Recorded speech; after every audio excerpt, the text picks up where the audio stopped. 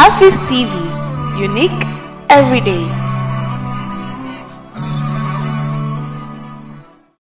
I wanted to do a lot of listening this morning so that we can make informed contributions. But I think my interest is in economic transformation. The young people of Zongo, for me, what I believe is that if we are able to get people to be financially independent, it is one of the best ways to promote development. When people have something to do, they are able to earn meaningful incomes, they have dignified and fulfilling jobs. It is easy to transform the community that way. The Zongo Business Incubator, since 2017, we've supported a lot of businesses. We've trained a lot of people. We've even provided scholarships for Zongo people to study elsewhere. My concern about this engagement, and I want us to pay attention to this, is that, first of all, politicians are not the drivers of development. It has never happened anywhere. Politicians are enablers. The drivers of development are the people themselves. And so we have a lot of organizations represented here. Before governments decided to train people, there are organizations who have been training people in Zongo way back. All these organizations have been putting in resources and effort. What we want government to do is to create the enabling environment for these organizations to thrive. Number two, we must understand, and I feel like this event would have been very difficult to organize if this was not an election year. It would have been difficult to get people around. And it has always been about what politicians say or what we say we want to do. But I think this event has to be about what you actually do. That is what we have to focus on. We have young Zongo people who are breaking continental barriers. If you know the work I do, you know that I am effortlessly competent at my job. We have the CEO of Coatsys, they are here. You've heard of Coatsys, you've heard of Secure Central, you've heard of Zongovation and all the beautiful programs they are doing. These are all Zongo organizations. What we want politicians to do is to create the enablers. You have skills, you have talents, you have competency, you have professionalism, you have character, you have preparation, you have all these individuals in Zongo communities, but you are heavily underutilizing them. A lot of us have been there and nobody wants to say. So I want to do a lot of listening. I have 1,000 questions I want to ask, and I just hope that at the end of the day, it will not be about the talking, but it will eventually be about the doing. Thank you very much. We appreciate it. We were telling you earlier that when it comes to the two constituencies that we're beginning this conversation with, which is the Ayawasu East and North constituencies, they've been NDC strongholds since they were created. And I'm waiting to hear from the NDC. I want to know what the NDC can boast of, or the things that they have done for these constituencies since they have been winning the seats. The NPP is hoping to take the seat from the NDC. I believe we have the parliamentary candidate for Ayawasu East constituency here. You're welcome. Thank you very much, Zach. Thank you for joining us. We'll hear from him very shortly. But we're going to be continuing with the questions and the suggestions and the comments. Assalamu alaikum wa rahmatullahi wa barakatuh. And good morning to all of you. My name is Baba Ali Yusuf. I'm the Constituency Secretary for MPP in Ayawasu East. I want us to look at Ayawasu East as a constituency. But first of all, let's look at the 4 Ayawasu constituencies. NPP has been winning 2 constituencies. That's Ayawasu West Wagon and also Ayawasu Central. And the NDC have also been winning the Ayawasu East and North. But if you compare development in terms of these 4 constituencies, you realize that where the NPP has been winning since '92 has been far better than our constituency where we live. That's Ayawasu East and North. You compare infrastructure, you compare development, they are far ahead of us. And that is the reason why my candidate Honorable Zakraman should be voted for to become the Member of Parliament for Ayawaso East in order to bridge the developmental gap. Now, most of the things you see in Ayawaso East currently is as a result of the creation of our municipal assembly. When MPP won power in 2016, sworn in 2017, we created the assembly, and as a result of that, most of the things you can talk of in this constituency is because the assembly has been a facilitator of development and has done some of these things. You go to the Flagstaff House Basic School, you find a 12-unit classroom block which was built from scratch. It does not exist prior to the 2016 election, but when NPP won power, we've been able to do that. And so many other initiatives you can talk about. To talk of scholarship. For the first time, the Scholarship Secretariat decentralized their activities, and the Assembly had to interview and also open for their application, and our young people have gotten scholarship through the Assembly, which doesn't exist before, because you have to apply to the national pool, which is sometimes difficult. But when it was zero into our constituency, in 2019, about 36 applicants in Ayawaso is got the benefit to also get a scholarship. In 2020, about 27 of them. So we can mention these are benefits as a result of the NPP government. All right. Please, no, I'm telling you to wrap Yes. And yes, when you look behind this auditorium, you find the AstroTurf, which is yet to be completed.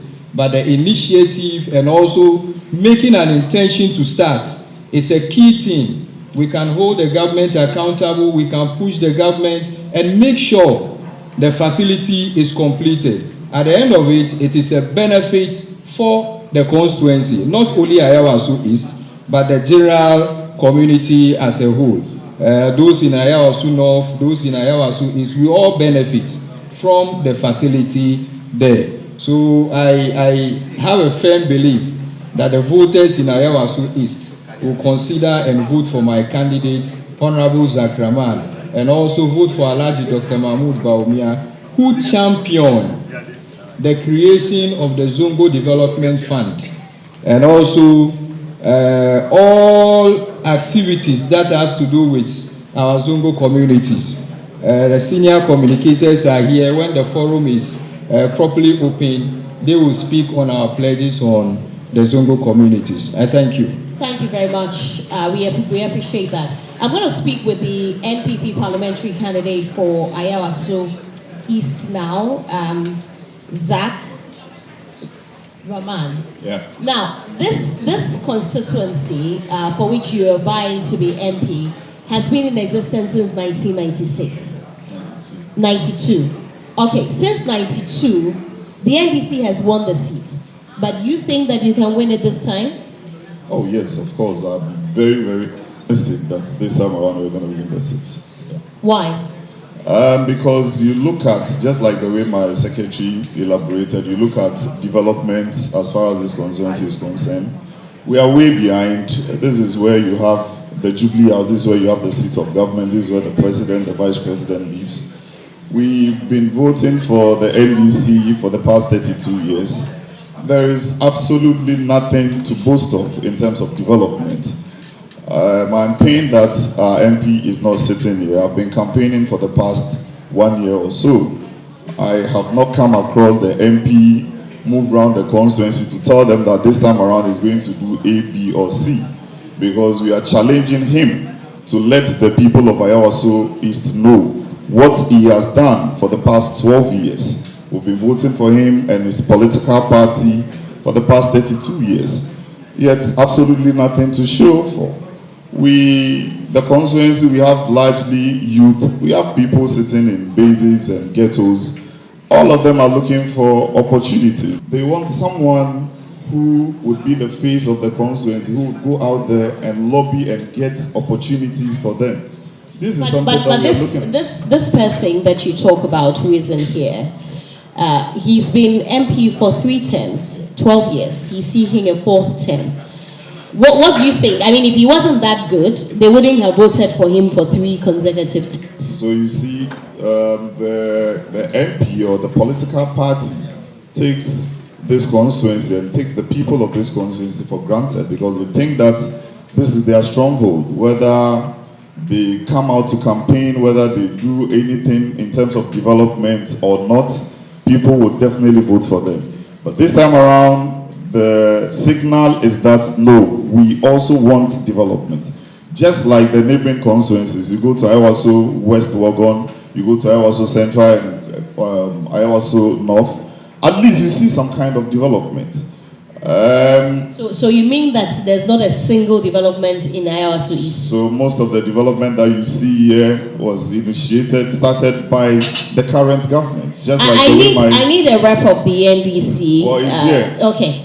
Okay. Yeah, so let me wrap up. Please do. I think it's important I say good morning, salam alaikum to my chiefs and imams here. I forgot to greet them before I start. Listen, I am going into an election with a parliamentary candidate of the NDC, the MP, 12 years being an MP, such an important forum that we are expecting that he would come here and talk to the people and let the people know that he has done A, B, or C. He's nowhere to be found. You go into the constituency campaigning, telling the people that this is what I would do for you, yet the MP they voted for is nowhere to be found. I am saying that I want to see how best we can help our people in the bases and in the ghettos so that we'll find an alternative way of living for them. At the end of the day, the person goes to work, goes to find something to do, and in the evening you come and sit at the base and do whatever you want to do. But you get up morning to evening, absolutely nothing to do. And it all boils down to the leadership, the face of the constituency. We are not saying that you should take money from your pocket to go and help somebody. But once you are the face, I have started talking to companies in this constituency. We have more than 200 companies residing in this constituency. Once you are able to sit with them, talk to them, let them use some of their CSR and then help our people. Once we are able to get companies to give even two people each job opportunities, at the end of the year, we should be employing over 200 people. But there's nobody to speak for them to do some of these things. Okay, so what is it that you're bringing on board that you want to let people know for which reason they should vote for you? What's the special things that you intend to do when you become, or if you become MP? So the special thing I'm looking at is job creation. See how best I can go out there, lobby opportunities for our people. So you don't have a mapped out plan. You're hoping to see how best you can help them create jobs? Yeah, but you asked me a question. I hope that you would allow me to express myself. I'm saying that we have a lot of youth unemployment in this constituency. I am looking at the opportunity of making sure I help the people get the jobs. And I've already started talking to companies within this constituency, not outside this constituency. Once I'm able to speak to over 200 companies and they give us assurance that they are going to employ our people, I think that is a startup point. Now, in the past 3 or 4 months, I have given our women startup capitals, and we did some training. Those who are into skill development, those who are into sewing, those who are into hairdressing, all these kind of things. Over 500 people have been supported through me. If we had the MP doing something like this, I'm sure this constituency wouldn't be complaining. But as a parliamentary candidate, whilst I'm able to lobby for opportunities like this and I'm able to get it for our people, it means that at least we have started something. The people are also interested in getting a secondary school in this constituency. It's one of the things that I've championed. I'm championing. I've had a conversation with the Municipal Assembly. I've had a conversation with the Ministry of Education. We are looking at a possibility of building a secondary school in this constituency, so that at least for the first time we can also boast and say that our people went to a secondary school within the constituency without traveling outside the constituency. Thirdly, I have had a lot of conversation with my chiefs, my imams, and then the opinion leaders in this constituency. There is this perception that our constituency is predominantly a bad area. Once they mention Nima, it means all the bad people reside in Nima. That is not the case. You go to police station, there are lots of minor cases. But what is it? Maybe the people get to the police station, they are unable to express themselves, and then the next minute, I am looking at the possibility of introducing this ADR, alternative dispute resolution. I've had a conversation with the chiefs and then the leaders for them to embark on this course. While they are able to go through these courses, when we have minor cases, we take it to the chiefs, we take it to the imams for them to sit on such cases. At the end of the day, we should be able to raise revenue for our chiefs and for our imams. And the crime rate, that perception that our people are bad people, will definitely come down, because the chiefs, the imams are people who understand our people, and we should be able to handle our issues on our own. So these are some of the things that I'm thinking that once we get the opportunity to become the members of parliament, why not? But I have already started doing some of these negotiation with the chiefs and then the imams and Attorney General's office. Yeah. The NPP's parliamentary candidate for Ayawaso East constituency. Okay, this is a representative of the NDC. Oh, you are an assembly member and you are a representative of the MP. Would you like to speak to us first? Your MP is not here, and we invited him. Thank you very much. My eminent chiefs, honorable assembly members, dignitaries seated here, all protocol observed. My name is Chairman Olabode Williams, the longest serving constituency chairman in Greater Accra with vast experience. I am here this morning on behalf of the Member of Parliament, Honorable Muhammad Nasser Turi, alias McNazar. My sister, the MP is not here, just not because he has refused to come and meet his people. The MP, as sensational as he is, and we all know today, Parliament is sitting. And for that matter, the Member of Parliament, an attitude Member of Parliament, the beloved Member of Parliament for Ayawaso East, is trekking to Parliament in making sure that the NDC retains the majority in Parliament. My sister, I heard my good brother, Honorable Zach. It's, you know, I want to ask you these questions. Now that I know that you are the longest serving chairman, constituency chairman in Greater Accra, you are former chairman. Former chairman, yes. Okay. And longest for NDC. Yes. Not the whole party. No, please. Okay. For NDC. Well, thank you. Can I continue? Of course. Now, this constituency has been in existence since 1992. Your party has been winning the seat since 1992. Your beloved MP, as you call him, has been MP for 12 years. He's seeking another 4-year mandate. But the problems in this constituency still exist. And my colleague and I, if you were listening, we listed the many problems which you are aware of. What have you done, or what has your MP done, since you work very closely with him, to fix all of these problems that we have observed and for which the parliamentary candidate for the NPP has also spoken about? Well, thank you very much once again, Sewa. As Member of Parliament for almost 12 years, we all know very well that members of Parliament are not agents for development. Members of Parliament lobby for development in their areas.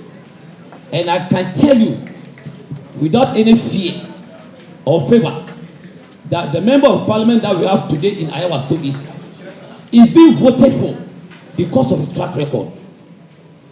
If the MP doesn't have a track record, they should have voted him out long before today. My sister, I happened to work at the EMA during Mills Muhammad time as the deputy director in charge of logistics. My sister, it was not easy. At that time in points, I heard my good brother talking about the municipal assembly.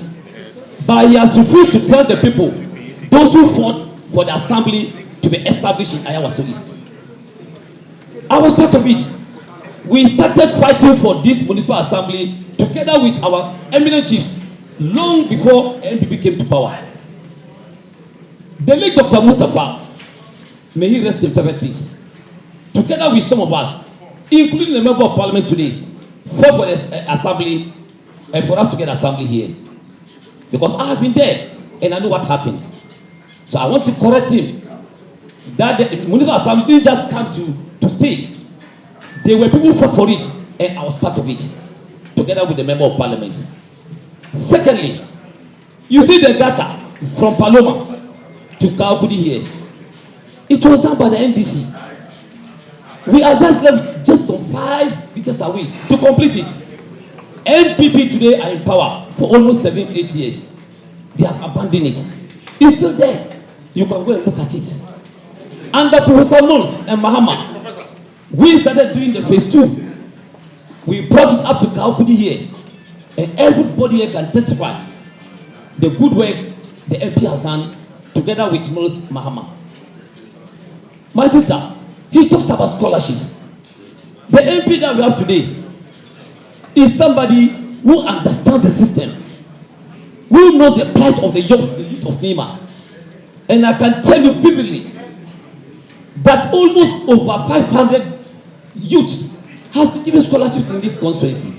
We have it on record. I will not sit here and do propaganda just because of political sake. I am telling you what I know.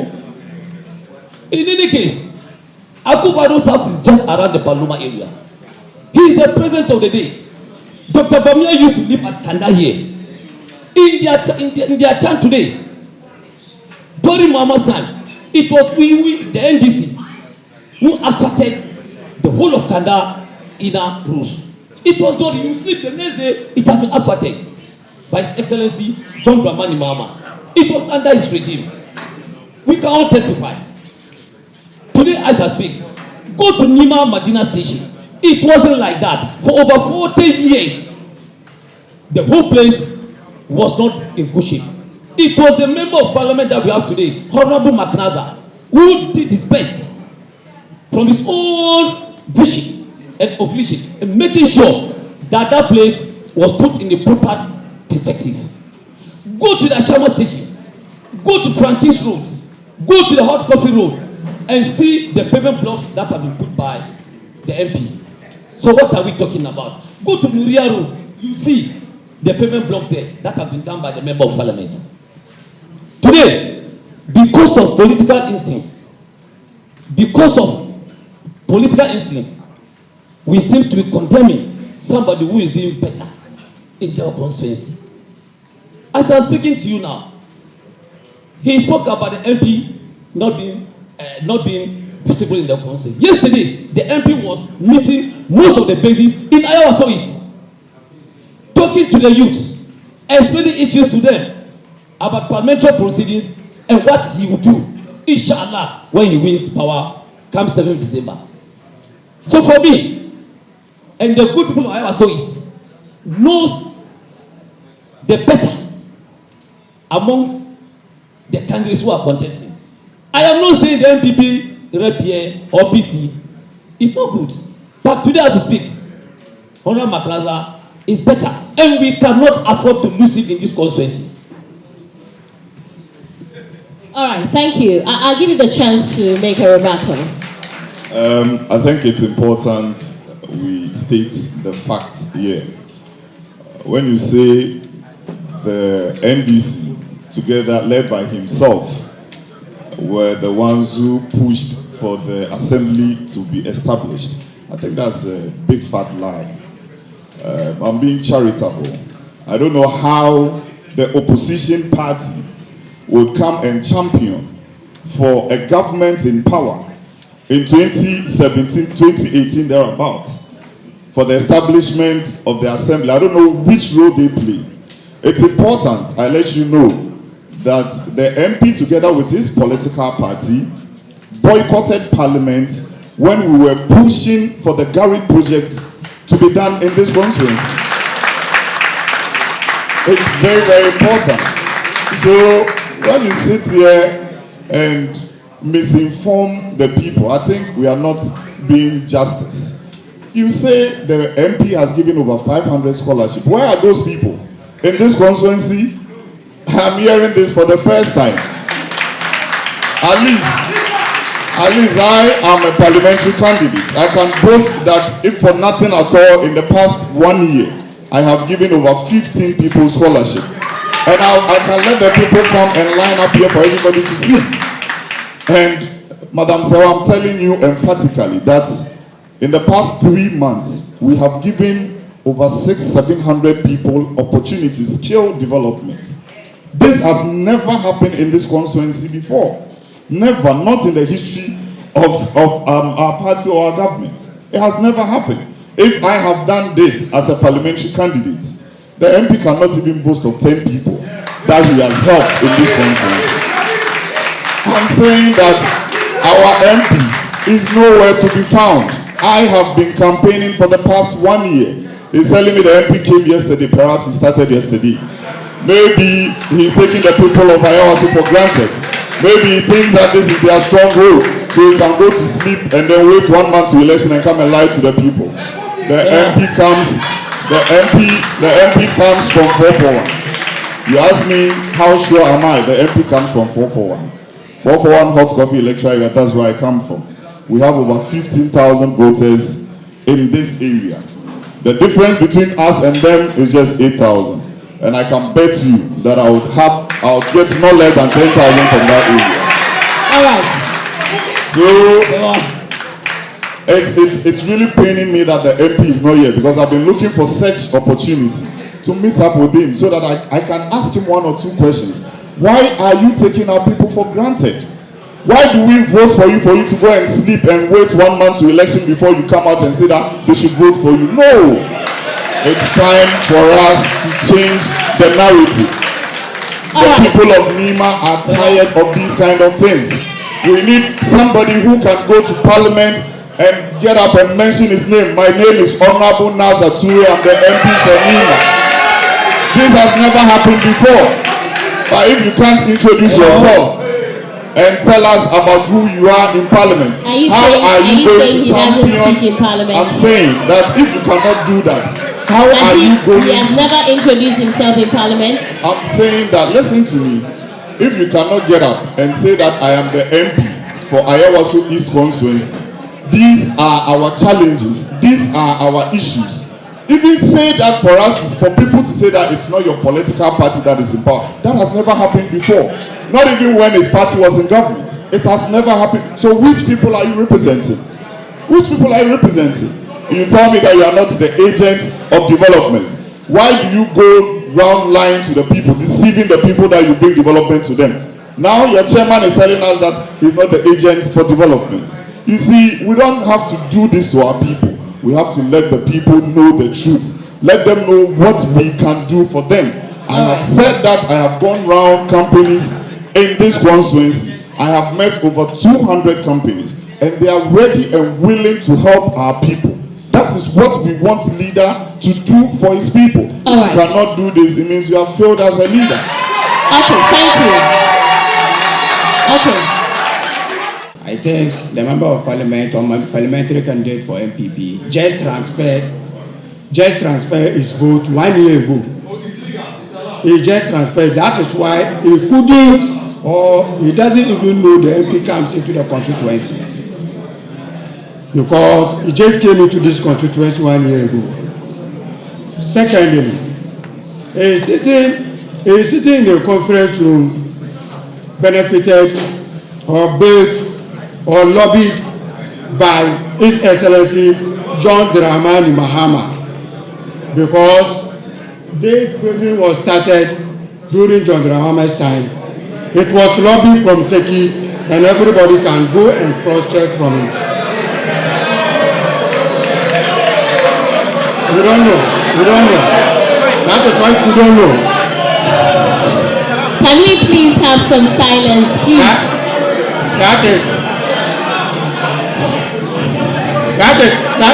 That is what they don't know. Hello? Again, I'm a member of the assembly. The baby is ignorant of how assembly is being run. The MP said, the representative of the MP said, he has given scholarship to people. He is saying it's not true. The MCE is your member. You can go and cross-check through your MCE. The common fund that is being given to the MP. How does it be dispersed? Who are the beneficiaries of the common fund?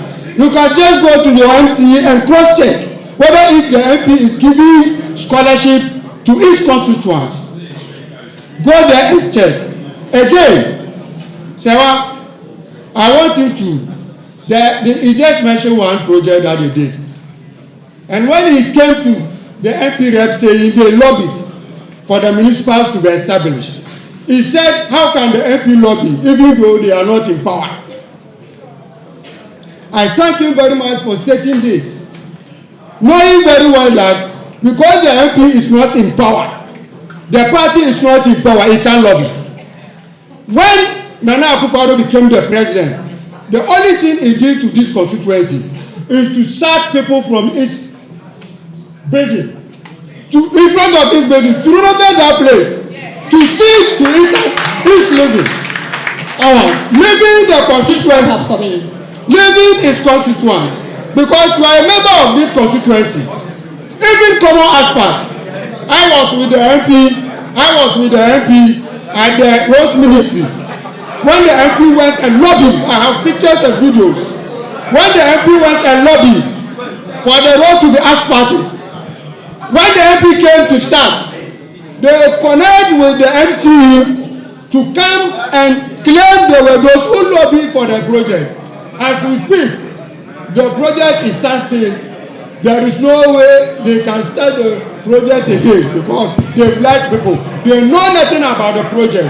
Sewa, he talk again about the astroturf. They say they are going to start the astroturf and finish in 8 months. As we speak, the astroturf is 4 years. Something they intend to finish in 8 months. It is in 4 years. They have not even completed. They don't even know where they will start because the rain, when it rains, the way the park is, it's more or less like a swimming pool. All right, thank you very much. Thank you. Thank you. Let me allow the chief to speak. Assalamu alaikum wa rahmatullahi ta'ala wa barakatuh. My name is Naba Kruger, Gais Moshimanche, and the Greater Accra Youth Chief. I want to actually blame the organizers of this occasion. You show no respect to us as a chief and the elders of the communities, local communities. First of all, you started this program without even saying a word of prayer to Allah. Secondly, you have not even introduction to these eminent chiefs here. Look at the presentation. Are we supposed to be here? It's manifesto. What do you have for us? Not for you to come and be debating as if you are sitting with your colleagues' children. It's manifesto. We have come to listen. What do you have for the community? So that we can ask you what you couldn't do. If you started lambasting each other, it is not a forum for us. So, on behalf of the chiefs, they said we have to ask you permission to leave this hall. Thank you. Then we can carry on with the main program. We would like to invite our father, our Imam, our Sheikh, someone that has been very, very instrumental in the development of the Muslim community. Today is here, and he is in the person of Sheikh Fatihu Shaban, who is going to give us the opening prayer. Please, let's welcome you with a round of applause. MashaAllah.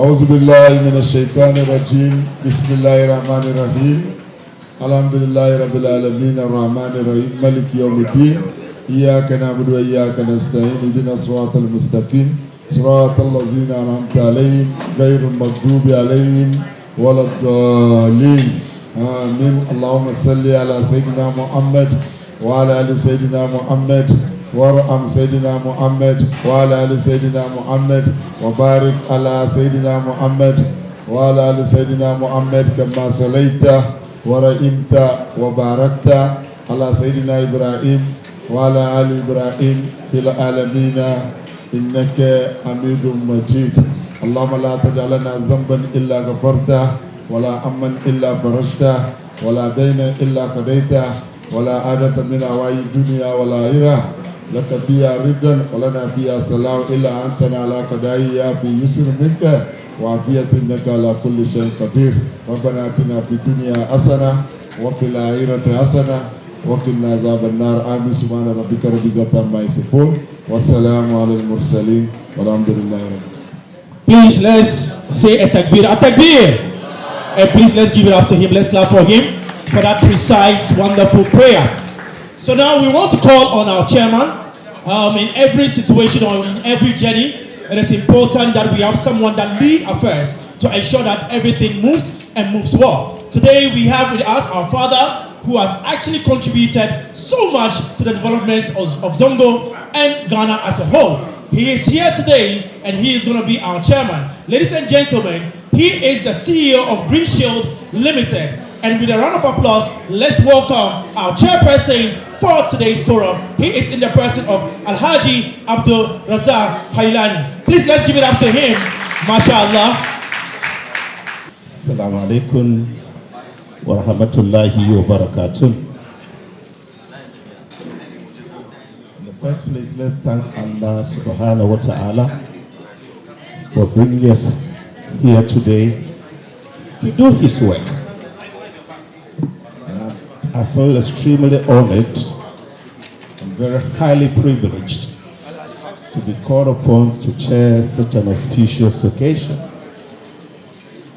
In the first place, let me recognize and appreciate our madams here, our clergy, who are one of the critical focal points in our life as Muslims.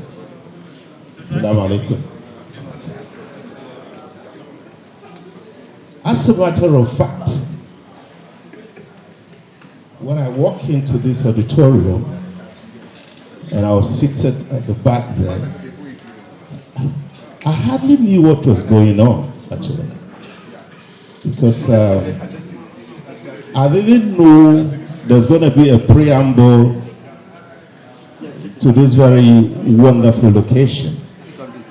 It was good. Because we are all politically active people. So it's always in place to give space to politicians to come and tell us what is it exactly that they have for us. I saw that banter, which didn't sit very well with me.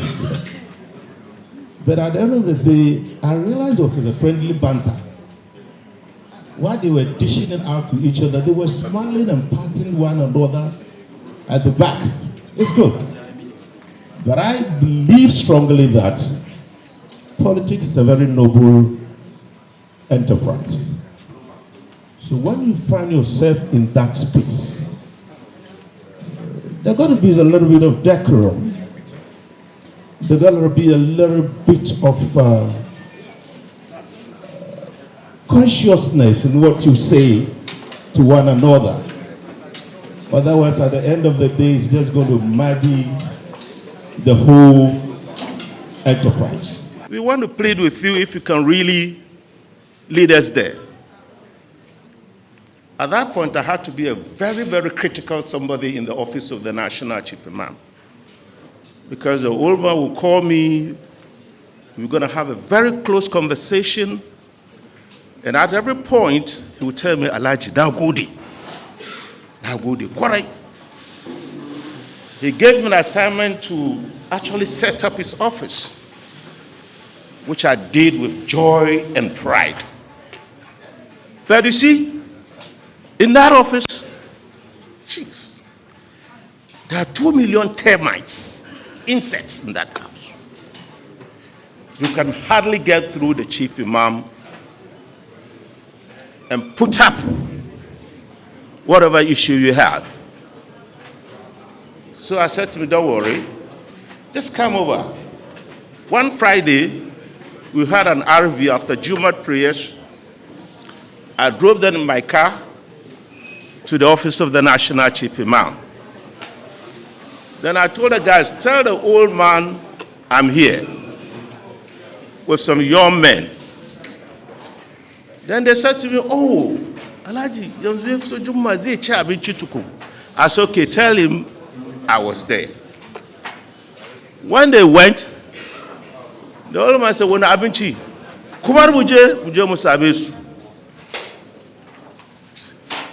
then we did it.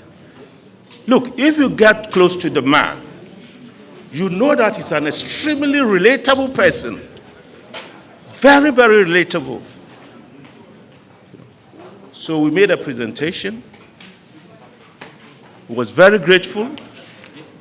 He thanked the young men for their beautiful job. In all these narratives, I just want you to appreciate. Don't let a small body of Abdul Salam deceive you. The guy has a big brain. And he has a lot of good stuff for the Islam community.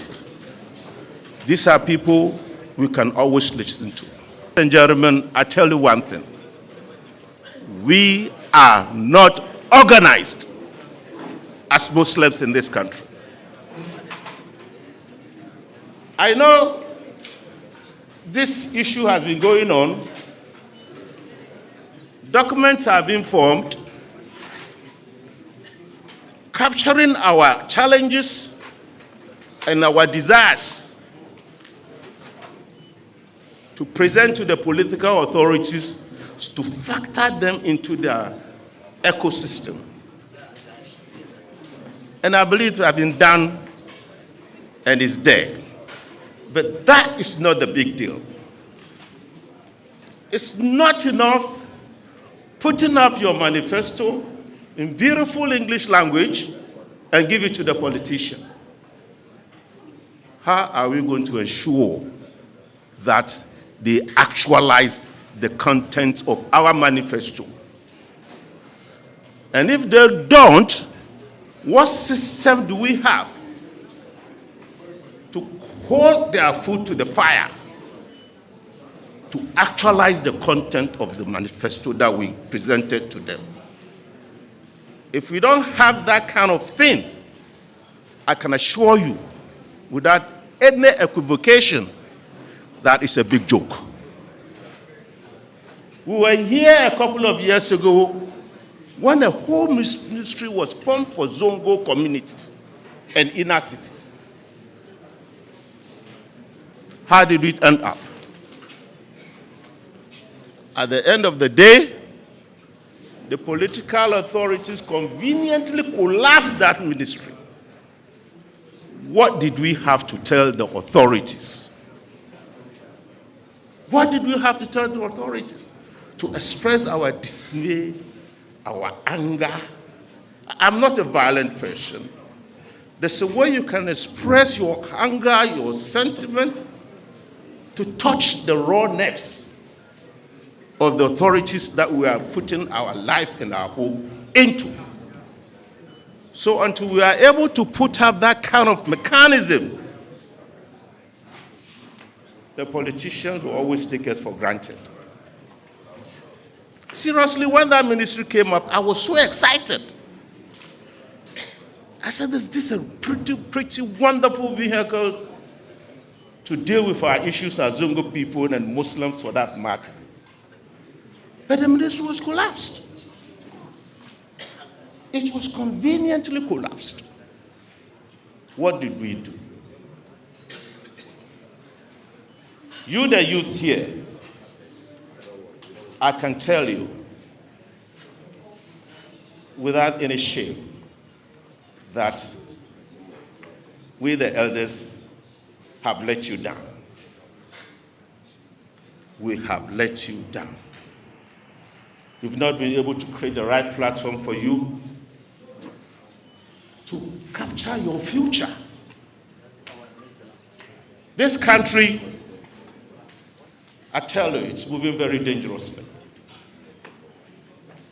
We have disappointed you as elders of the community. But I can tell you for sure, be very hopeful.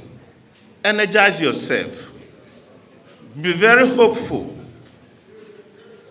Be very hopeful. The hope is not lost yet.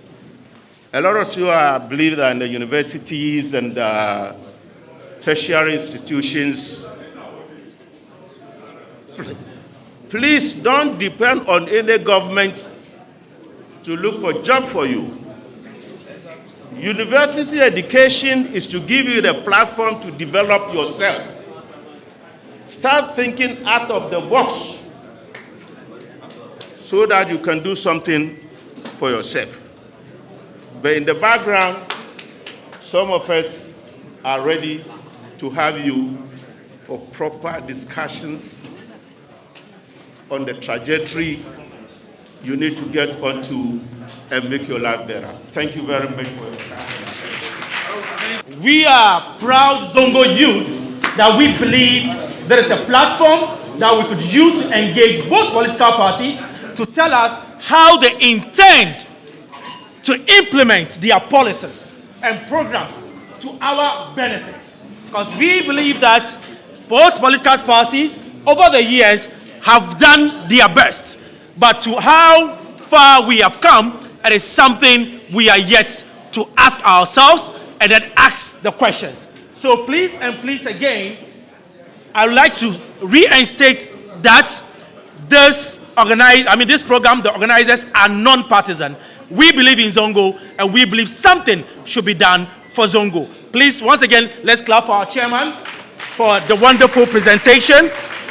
So at this point in time, I think it is important to acknowledge the organizers. This program, the first of its kind, is brought to you by PFF Research Institute, which is led by our brother Abdul Salam. Please, let's give it up to PFF Research Institute. It is also supported by the Journalist Network for Peace and Security, and that is an organization that I am leading. Please clap for us. The event is also supported by Mother of All Nations, an organization that is also doing well in the Zongo. Please give it out to our brother Zico, that is president for that organization. And then we also have the Zongo Institute for Development. Our president is here. Where's Hamid? Zongo Institute for Development. Please, let's clap for them. Let's clap for them.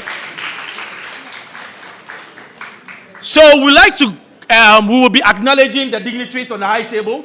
I want to ensure that I have their names right and also their designation. So I don't want to go into that now so that I'll make a mistake and, I'll be called to order, that back and forth. So I want to skip that. Inshallah, when I come back, I will introduce our dignitaries duly. So please forgive me for that. But for now, I want to go into our opening statements. And this one is going to come from organizations that are also supporting this maiden manifesto forum for Zongo communities. And it's going to be a 3 minutes each engagement. We don't want you to exceed the time we are giving you. Please, we are already far behind time, so we want to ensure that you stick to the time so that we can move on to the main activity. So without much ado, I know the director of the National Commission on Civic Education. I can see them. They are here. So we'd like to call on Dr. Imran Muhammad, who is the director of programs at the National Commission on Civic Education. Please, we want a word or two from you. Doc, mashallah. Doc, you're welcome. Our eminent chiefs, I also acknowledge the presence of the chairman. I should have done that first.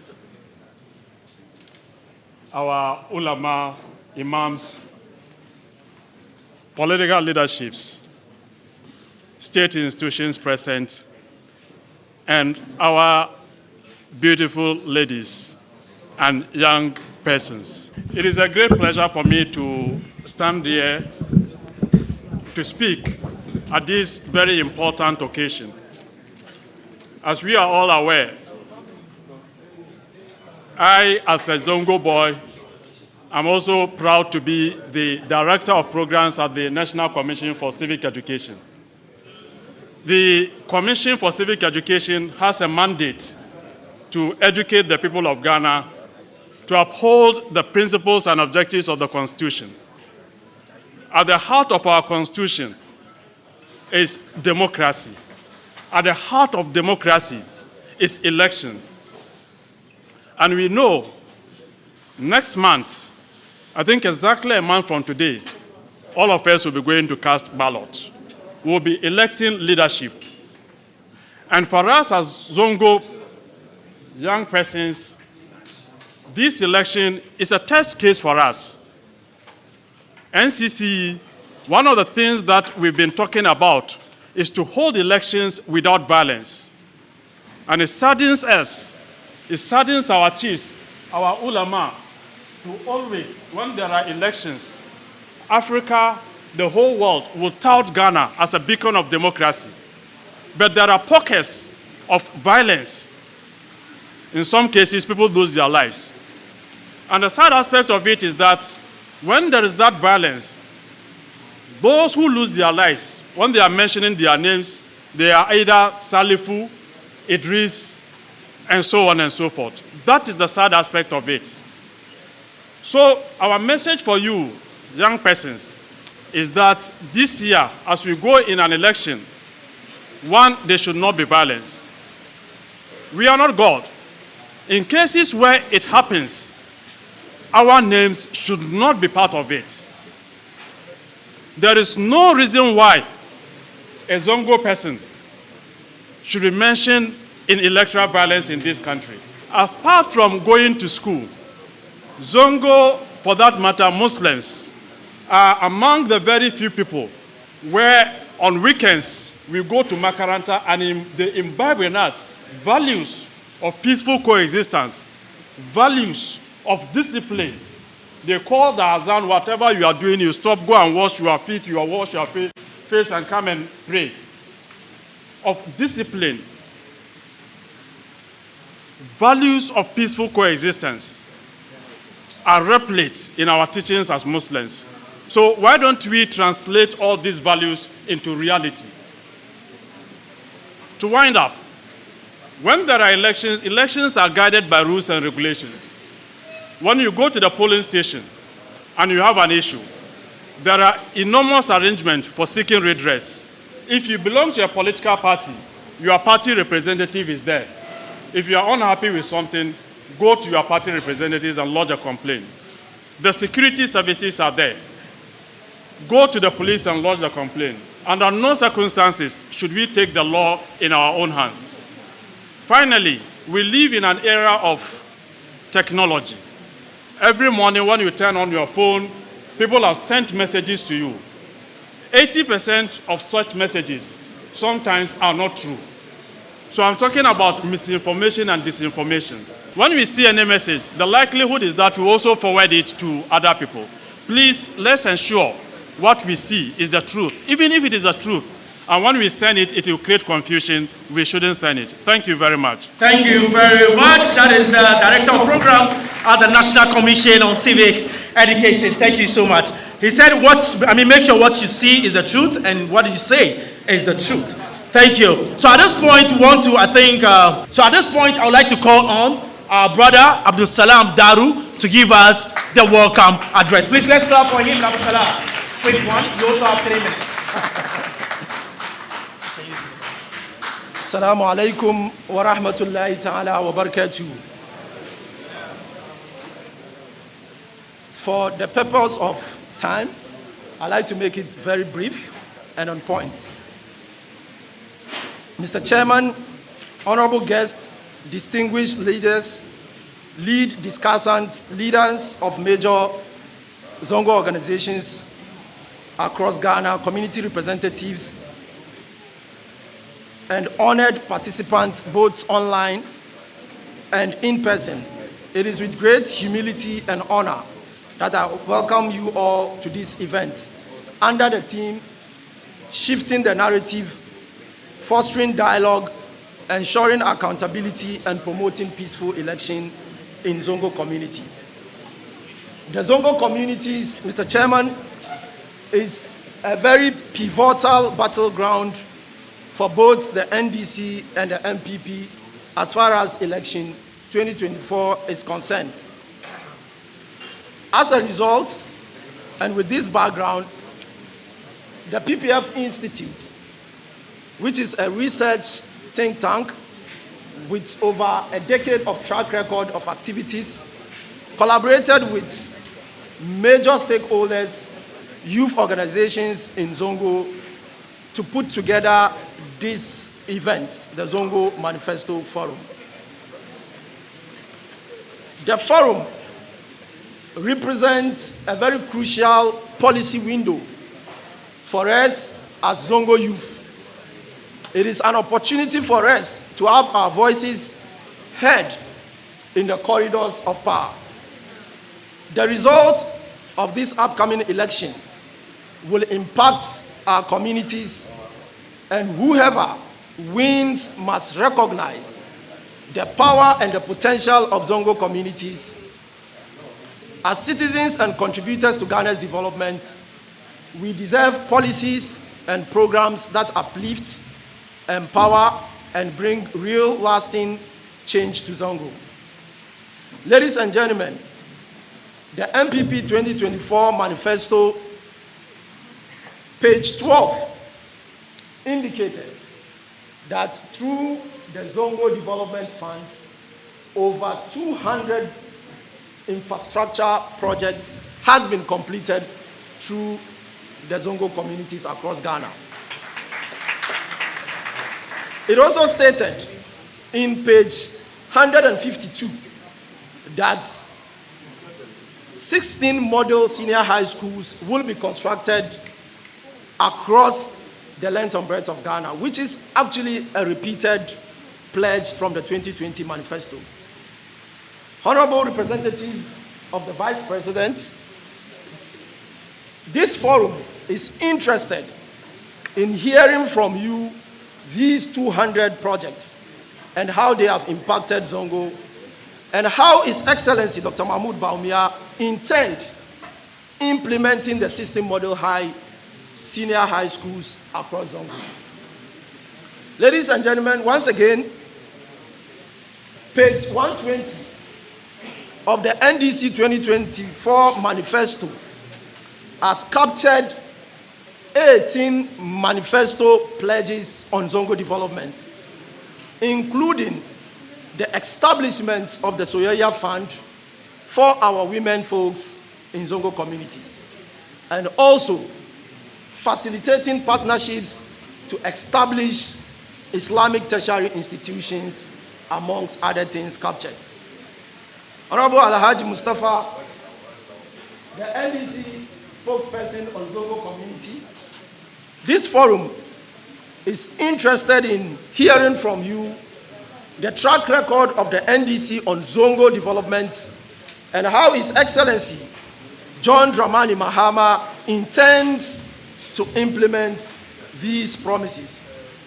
Distinguished guests, this forum is not a one-time event. Today, we are establishing a long-term vision of accountability.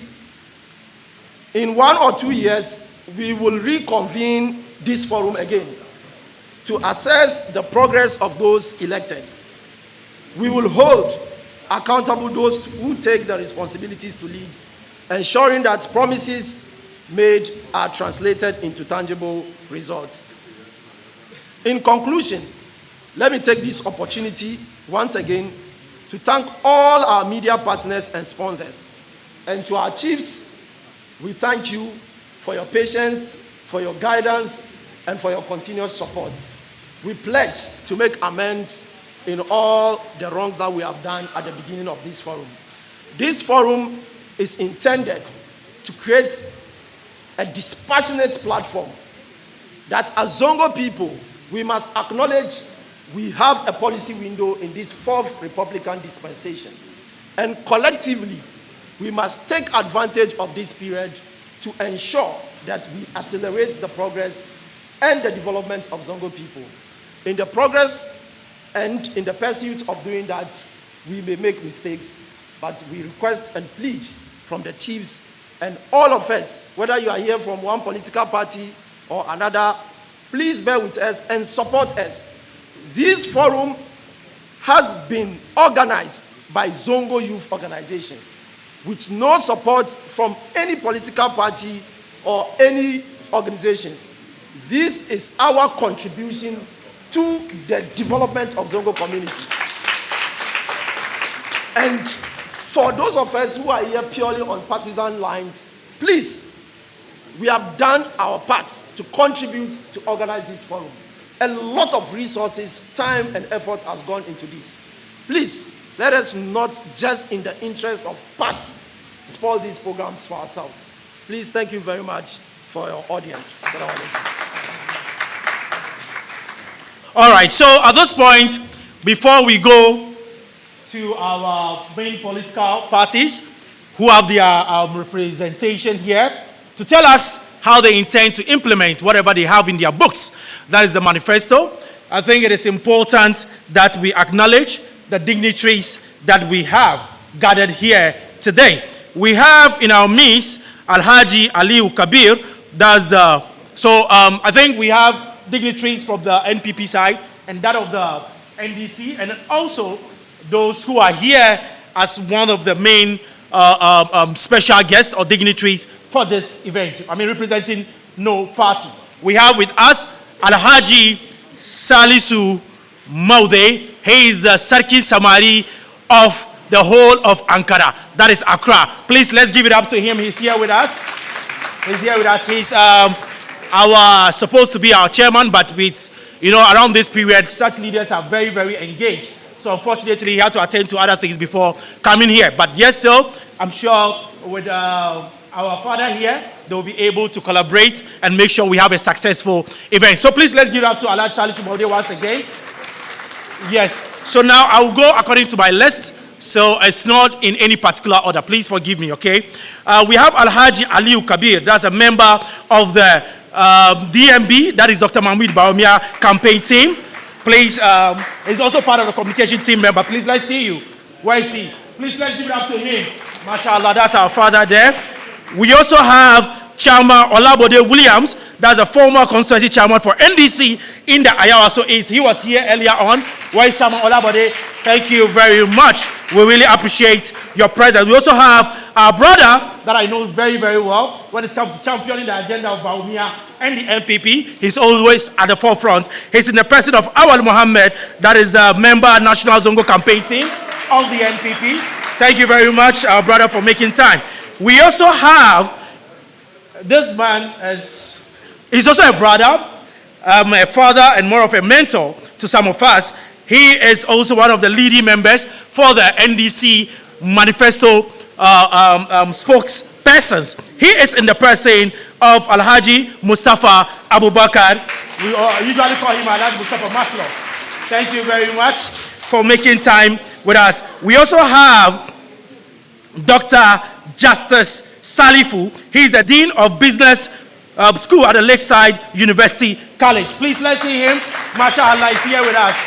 Thank you very much. We also have someone I'll be introducing later again, Ibrahim Job Shaban. He's a head teacher, and then he's Imam of the Kotokoli community in Ashama, right? Yes, and then please, let's give it up to him. He's here with us. Thank you very much. Let's see him. Where is he? Okay, mashallah. Thank you very much for making time. We also have Salis Muhammad. I don't know. Okay, Sarki, Chairman Council of Zongo Chief. Sarki. Okay, so I think I've introduced him, but that's our father, Salis Maude. We also have someone that I grew up seeing, someone who has actually really inspired me. He's one of the great community leaders as far as Mamobi and Ladidi is concerned. He's also one of the leading spokesperson on social service for government, and today he's also here as part of the members or speaking spokesperson for DMB, that's Dr. Mahmoud Babia. He's in the person of Alhaj Yusuf Fofana. Please, let's give it up to him. We also have Honorable Bashir Kamara, that's a former MC Anya Sotium, another very vibrant young Zongo man who is championed the cause of DMB. We also have Honorable Ibrahim Sani Vambel, also a brother. They call him Mufti. He's also here. Thank you very much. We also have Alhaji Bismi Hussein Atta, that's a former National Secretary of Nasara. Please, where you see? Let's see him. MashaAllah. The DMB are really represented. We also have Alhaji Tikas Karim. He's also a member of the National Zongo campaign team for the NPP. He's also here. Please, let's have him. MashaAllah. And we also have Baba Ali, our own brother, Baba Ali Yusuf. He's also here, constituency. I am also his constituency secretary. Please, let's give it up to him. We heard him earlier on, also speaking on the DMB agenda. We also have Alhaji Aliu Kabe. That's a member of National Zongo campaign team for the NPP. Please, where is he? Let's see him. Okay, he was here. Okay, we've introduced him. Okay. And we also have Alhaji Samad. He's a government appointee for the Ayawaso North. Please, where is he? Alhaji Samad, that is also a strong brother. Okay, I think I have some Malams here as well. So we have Malam Baba. Malam Baba is also here. That's the Imam Alifa of Sheikh Salisu Afuama. Please, let's give it up to him. Thank you very much. We have Maikado Muhammad Sani. He is the Office of Governor Faila, Nagana. Please, let's give it up to him. Where is he? Marshal, okay, he has stepped out. We also have Salisu Muhammad. He's also from the Office of Governor Faila, that of Ghana. Please, he's here. Let's give it up to him. We also have Imam Muhammad Salisu Sulaiman. That is the Imam of Pillar 2. Please, let's give it up to him. Where is he? MashaAllah, he's right there, seated there. We have Naba Kuda. He is the Ga'is Moshi chief. MashaAllah, that is our powerful father. He's always there for us. And then we have my own father. I'm always with him. His son is also a very close brother. And today he's also here as usual. He's in the person of Chief Yusuf Abdullah. That is Ayawaso East. That's Nima Moshi chief. Thank you very much for making it. So I think we've exhausted the list here. Inshallah, once the dignitaries keep coming, we acknowledge them duly. The first point I want to make is in this booklet, we're having a challenge. We said in the booklet, if you can zoom it a bit, initiate an educational infrastructure by building 3 new Islamic senior high schools to serve the northern, middle, and southern belt. At King Manifesto Munga, Munche Damujina Manyang senior high schools, Wanga boarding schools. One will serve the northern part of Ghana, the other will serve the southern part, let me say the middle part, and then the other will serve the southern part. Munkao 3, Shewa, this is based on what the National Muslim Conference asked for. So it's specified a number, but of course, we are saying that we already have one of the existing private senior high schools. One of the existing private senior high schools. Schools in all regions, in one way or the other, the more careful, but we have collapse schools. And so we have adopted that we are building 3 new senior high schools, boarding schools, Budan and Northern Sector, and then Middle and Southern. We have schools like Tijaniya Senior High School. We have Sakafiya, the Gakumasi. Muna the Lebanon Islamic Senior High School, Nanga. Muna the Al-Basar, the Awoshi. Muna the Suwurare, Daban, including even here, the Turkish, where in the Mukinga, we have a senior high school here. And so what President Mahama is saying is that because of the free senior high school, a lot want to send their children to what? The public schools. And so what we are trying to do in building these schools, that will support the private schools the Islamic private schools and other private schools in terms of trying to get them also enrolled on the free senior high school policy. So the private schools in the Bas will benefit from free senior high school under His Excellency John Dramani Mahama. They will be enrolled on the free senior high school. So you are checking one public university, public senior high school. Move for him to go. That's the reason why we are saying we are building 3 big boarding schools. Now, Muslimai. The other point we are making is that we are going to enhance and resource the Islamic education unit. That's point 2.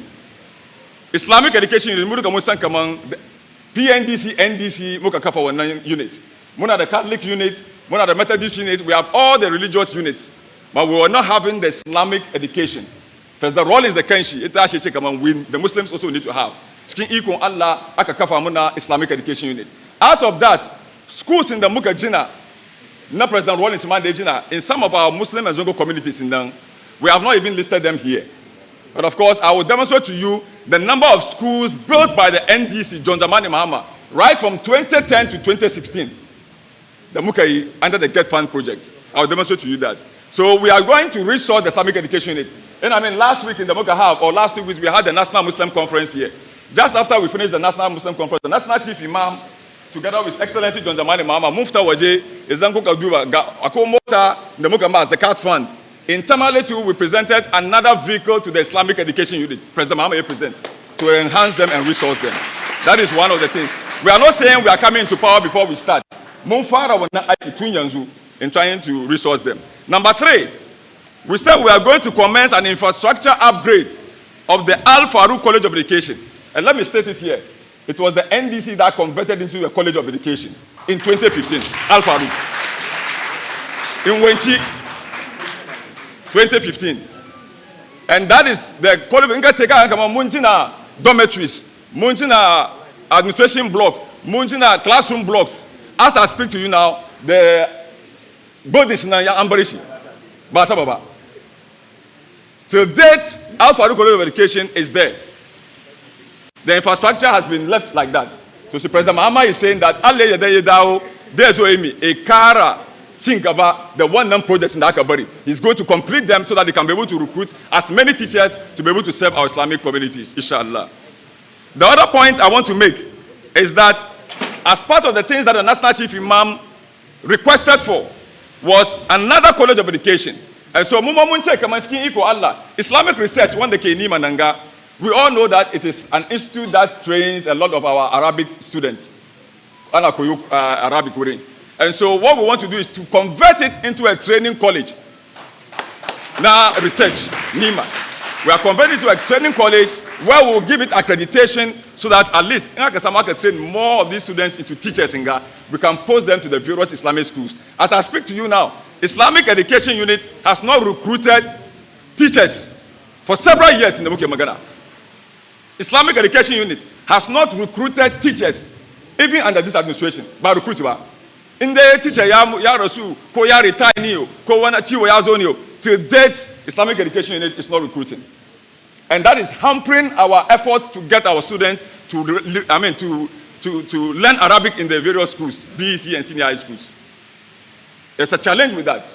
And so President Mahama is saying we are going to make sure that Islamic education, Islamic research, training college to serve the southern sector. Tunda Mahmoud the Al Farouk na Wenchi, and so the northern sector too, of course, will be getting this inshallah. Su Ambariya the Sorons na Wuring.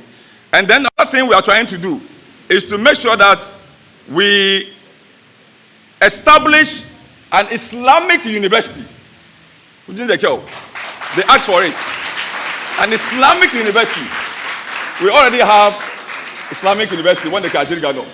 That's the only private Islamic organization. But this one, we are going to do it in partnership with the private sector. Come on, Misali, Qatar Charity, or some of our Muslim NGOs into some of this educational projects. The NDC under His Excellency John Dramani Mahama, we are going to partner with these institutions to build a modern Islamic university to serve the Muslim community, inshallah. Of course, it is open to everybody. Then we said, we are going to make sure that we give scholarship to Muslim students, particularly in the fields of law, medicine, engineering, and ICT. That about scholarship to Yaramu, Brother Simu, the suke neman sukoyo medicine doctrine. Ezankutuna in 2011-2012, President Mahama sent 250 students to Cuba to study medicine. 250. Out of the 250, 75 were Muslims. 75, the list is here and I'll show you the list. 75 were Muslims out of the 250. President Mahama sent them to Cuba. And so the leading is that they came in 2019. And even when we're praying at Children's Park, he made mention of the fact that Yara Matamon the Sugadao and our son Su don't name the Sugate hospitals. They would want women to take care of them at the hospitals. But also Mazan doctors and then Adubansu. The leading is that John Dramani Mamechika Matunda Anka Oku are posting to some of these major or some of these clinics and CHIPS compound and hospitals that are within the Zongo community. Kama misali Mamobi Hospital, Nima Clinic, Manshia Clinic, Manshia na Chikin Zongo, na Shukura. Some of these hospitals will have our Muslim sisters and doctors to serve in these hospitals so that when our mothers go there, call rich money or anywhere they will find themselves, they will be attending to our mothers, and then the male will also be attending to the male distance. That is the reason for which President Mahama had to do that. Then we come to the issue of Soyeya Fund. Nata Bakamba to education Kega. So I'm coming to this economic empowerment. In the manifesto, Munzana Chewa Kamandamu create one fund, so that's Soyeya Fund. Soyeya, Muduka Munsan Manan Soyeya. And this fund is only purposely for the Zongo communities. Only for the Zongo communities.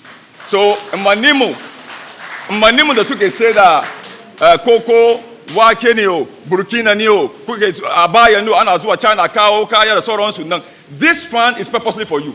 But of course, it's like a microcredit. I call limitation. Ba kolata kaman kakao gida, kakao motor, kakao wana kazoka ajes na baka loan. Ina kama yenda muke maslop how we were giving the loans out to our people. So this Soyeya Fund is specifically for the Zongo community because the National Chief Imam in the manifesto requested for something like a microcredit to support our Muslim Ummah. And that is it we have stated in our manifesto, inshallah. And so when I look at King, I can Shana, Raguna, the Soronsu, it is a fund you can be able to do. In that same manifesto, of course, the National Women's Bank is a broad policy. Amamunko Mamun State, come on, what in the Basu, couldn't you know the Yawako was not Neman Temoko, Misali, a big capital, an amount. And especially our women, they can go to the National Women's Bank to access for some facility. One and then 100,000 Ghana, one in 200,000 Ghana, one in 1 million. Those ones, Martin, you can go up to the National Women's Bank. Of course, when Nankumaba collateral, you have to come with your business proposal or your business and show to them, and then inshallah they will go through the documents with you and then Abaka. That is for only women, and the Women's Bank is only going to employ only women. Never to be ITK banking, and that is a source of employment for our people. Another thing we stated is to extend the LEAP support to poor, aged widows and orphans. And I mean, in the year 2015, 2015, Nanganga, Alejika in Sarikimuru Baba Isa, she the Honorable Nana Oye Bampo, aka launch another LEAP for our Zongo communities here. Over 10,000 households were put on the LEAP program in Nima, Shukura, Medina, all the places. Nanga Kazaka lunch when Anzo office in Isarikimu just across the next Wanga Akayu lunch with Nana Oye, and there's evidence to that effect. And so we are going to make sure that we improve or increase on the LEAP. Whether in the Marayumu, aged Neo, so they never want small support, just 200, 300, 400 Ghana citizens. When the government of the NDC at Kinzango, where they come on the LEAP, it's a Makayemu, the Akuma Marayun, the Kisking community. The other point we are trying to make is to establish a regulatory framework for the introduction of a non-interest banking known as the Islamic banking.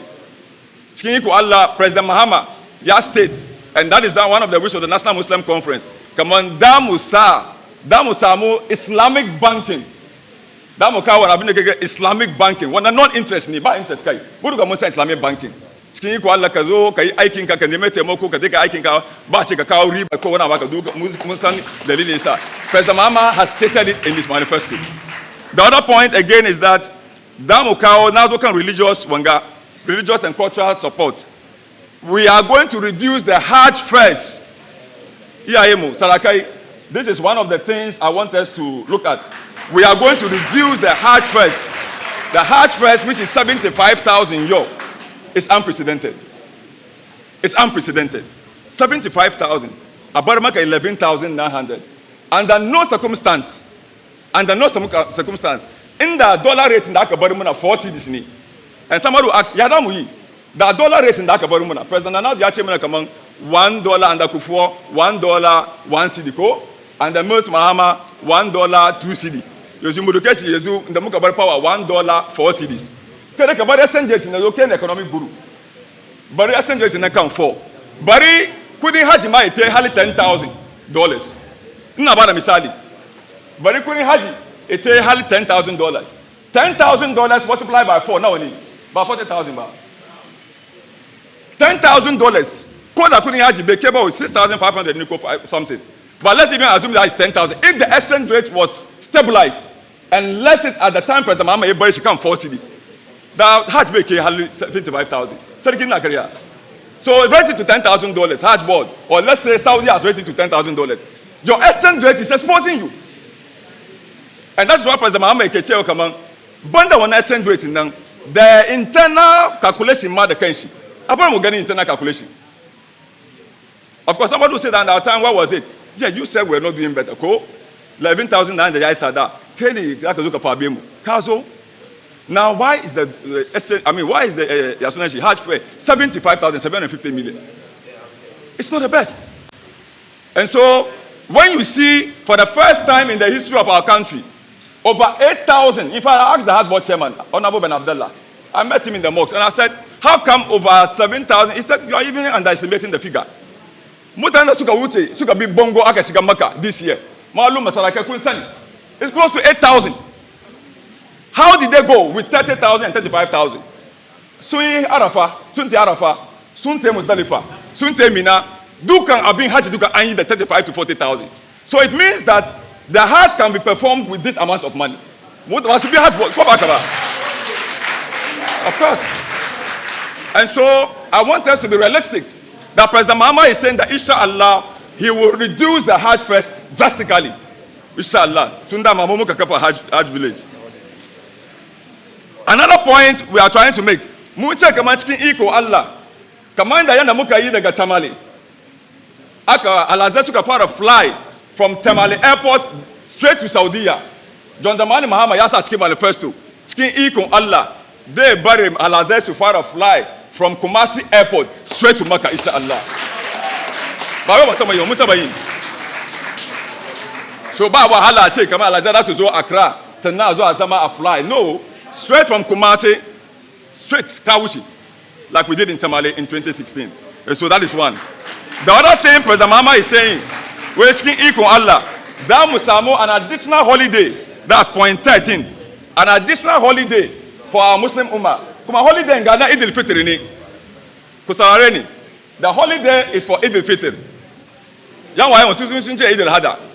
We know that a lot of time, Naswabani in Eid al-Fitr ni. In the muke samun swabani cewa an gan wata ba gan wata ba ina kan Eid al-Fitr. So President Mahama in his wisdom says that no, I would rather prefer that we give an additional holiday to the Eid al-Fitr. We don't want to add more holidays. And so Eid al-Fitr now is then you one ya gan wata ya yi sallah gobe. In ba ka gan wata ba ka cika 30 to kema kana da another holiday the next day to pray. So Muslims are getting 2 holidays for the Eid al-Fitr inshallah. Kuma tunda mamu muka kawo holidays in them. Then another point, number 14, address all forms of discrimination against Muslims, especially discrimination against hijab wearing. Muruga Musa abin da ke faru gari Mugada. Yo yari ta ce Wesley girls. An hana ta wikata yazumi. Ana hana yara mu wika su sa hijab. Wika su yi sallah. Ina mai second year da aka yi conference ma an gani. And what our authorities say, nothing. Ba yayi magana. Because ana surround the Christian community. Kama yayi magana, the Christian community will be against somebody. But the reality is that President Mahama, in 2015 at the State of the Nation address, he stood before Parliament and said that no Muslim girl should be prevented from wearing the hijab. That's a Christian. When it happened under our brother, Anya Magana, they can't talk. The National Chief Imam wrote a letter to the Methodist authorities and asked that this issue should be looked at. But thank the National Chief Imam. The other point I want to say, Mr. President Mahama, where they count law on this particular hijab to protect our mothers, our sisters who go to work and this thing. Then, the issue of Muhammadan marriage. In some way, whereby I recognize Islamic marriages. Sometimes when you go and register at the register general, you cannot do review. It's like you are not under one gang. So that will review one law. Manifesto that the Mohammedan Act of 1951, Cap 129, the NDC will review it so that at least Islamic marriages are what? Recognized, certificates are given. You have the right to have your certificate, inshallah. That has been stated. The point I want to make, the final point is Munche, Damo established mosques. We are establishing mosques, mortuary. In the Mukabara Wanga Labari, our brother came to mock us. Vice President Yazwina mock John Dramani Mahama. We are Damu Jira Moch Skin Zongo. Damu Gasha Nemo Zone. Shao Sali Shaban. Ali Karabish Karaman Laida. In there, so how many days are you? 3 days in Akakeshi. Transition. Nakaria. Ankeshi. Private mortuary when you. Shao Halifa. Babadan Karaman. 3 days Akake. Shao Sali Shaban. If, for instance, we have the Muslim mosques attached to the hospital, in the major hospitals, come on, Ridge Hospital. That will do by a cable when we are about Musulmai. Confanochi is not the one. Confanochi is not the one. I call in that one can gawa. Kuma Nanganga Masalatinga, and so I appeal for funds. Last year, I can take among Cassandra John Dramani Mama, born the Cassandra Akabam, not Nasa Mosun, and Nasa Sarako Kuseri. John Dramani Mama Yabamu Kasa at King Wanga Masala Kusa the Nadu. No Muslimai, Shebam. One Nankasani National Mosque, so we say that's Jina, fire hydrant, and then a mortuary for the Muslim community. In that fire hydrant and mortuary, Vice President donated 100,000 Ghana cedis towards the mortuary building in this mosque. Sheikh Atambaya Kamang, Ya Sobama Dini. I be Sobaba. Tankanjina mortuary. I ban if you want. Come where I want to go back about. You see, I don't want to say Christian. And come from Muslim community. She said, commanded in a mortuary. I mean, just within the hospitals, by the hospitals. She can mocking she. Amayo, Kazoka Chili could donate towards the building of a mortuary here in Kanda Mosque. Another point I want to make, and finally, is about the health infrastructure.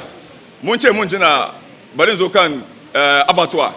Munza Muna the Turaku Dajana Musu, nice abattoir, modern abattoir, na Turaku. In the Adamus halal meat, President Mahama has given that assurance that in Turaku we are going to get an abattoir, and then in Kumasi and other places we are going to also establish another. We are going to rehabilitate some this. I beg you, just give me 1 minute. Injury time. Kasa ako yasunensi. Ako injury time. And then finally, the various hospitals.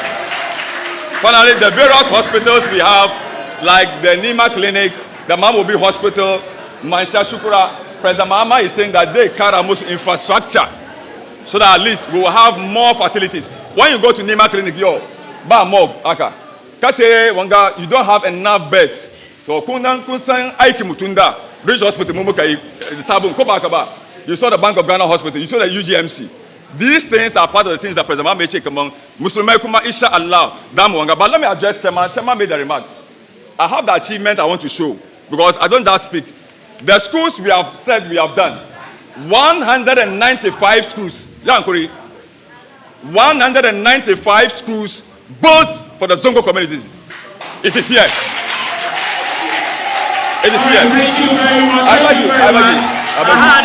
And then we'll give you more extra minutes. Yes, I know. Thank you very much. I beg you. I beg you, please. Alhaj, thank you very much. Okay. Thank you very much. Alhaj, thank you very much. Please let's give it up to Alhaj. I wanted to address something. Let me just I beg you. Thank you so much. I know even if we give you 1 hour or a whole 24 hours. Our chairman made reference to the Zongo ministries. In fact, we had unpromised Mukaman Dawah Zongo ministry prior to the 2016 elections. 2017, they bought the Zongo ministry. In the Agakare 2020 election, Shaka scrapped Zongo ministry. Nobody came to tell our Muslim chiefs or imams or the Muslim community why it was scrapped. Nobody told us. But you know, in this publication I have, Abubakar Siddiq, the former minister for Zongo, he said, Boniface, only enemy of Zongos will scrap Zongo ministry. That's number one. Abubakar Siddiq.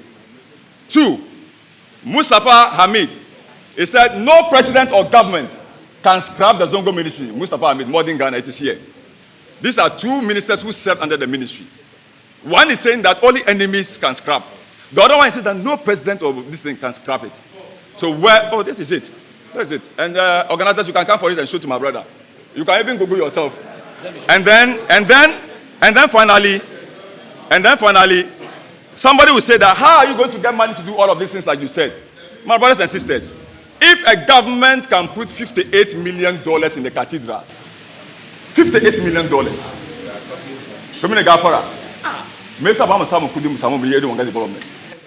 Today, the monies they are going around giving to imams and chiefs, let's even quantify the monies and why we cannot use those monies to put the system of this in high schools we promised for. Yes, sir. I wouldn't want to go today into the Al-Muslim. Today is our manifesto. And so we want to tell you that we have more money to do. Thank you. Has exhausted his additional 5 minutes. All right. Please, let's give it up to him once again.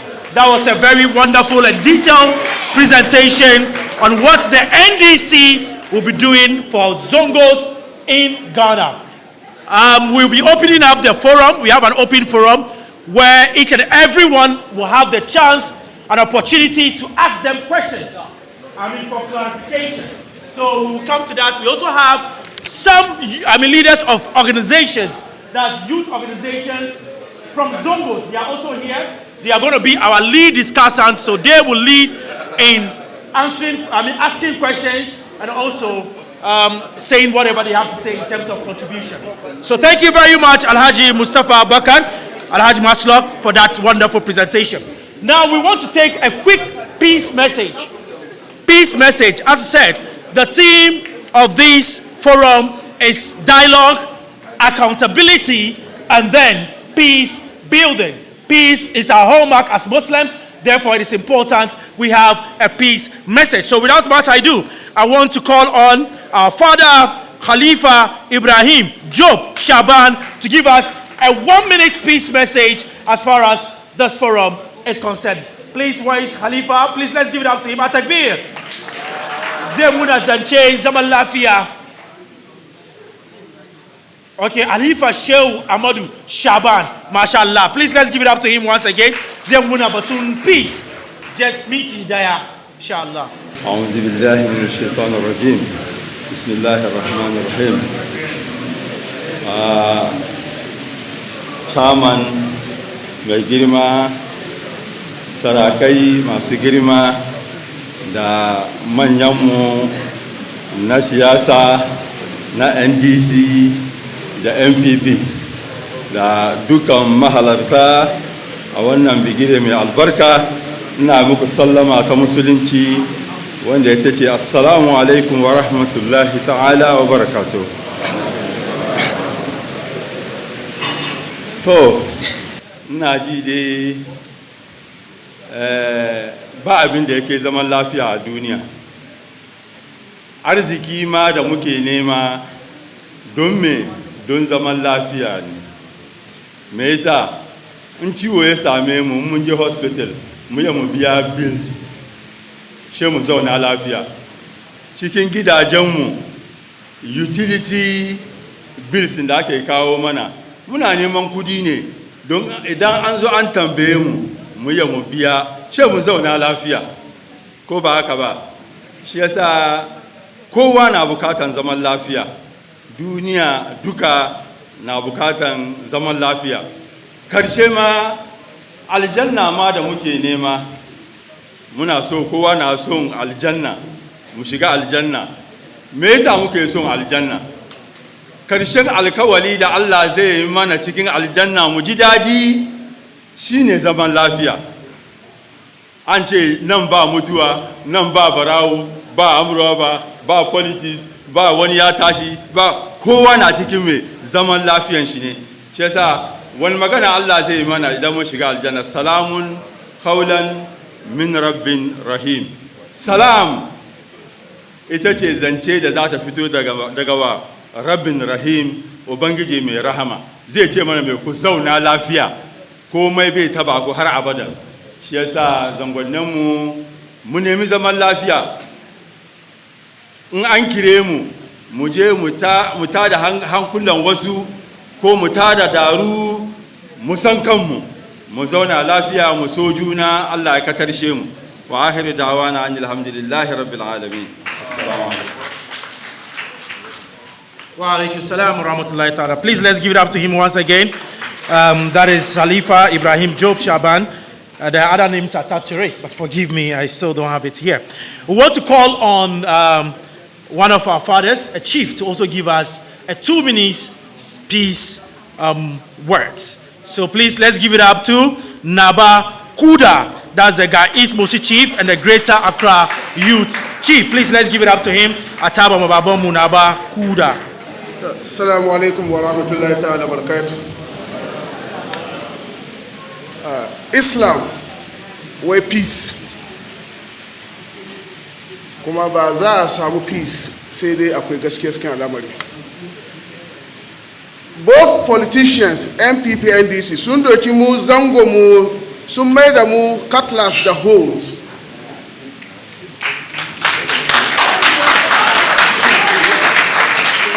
Shi ne wuka da hawiya. In suna neman tamin dama na sai su zo su neme mu. Mu zama musu noma da an gama sai su yadda mu. Ba su bi inda muke kuma. Ba mu zama violent ba ne. Wallahi kowane musulmi, kowane dan zango respect yake so. Idan baka ba shi respect ba sai ka tama ya zama violent. Amma kana son ka gane wane ne dan zango ka ba shi respect. Ya baka equal respect. Amma ka doko kowane direction haka zai koma maka da shi. Wasu ku politician ku don Allah don selfish interest ku bar mu da zango mu. Ku yi hankuri. In kun san ba za ku yi adalci ba don Allah ku bar mu yara mu zauna. Domin yau addu'a zangoninmu duka the whole Ghana yana halwaye ba aiki.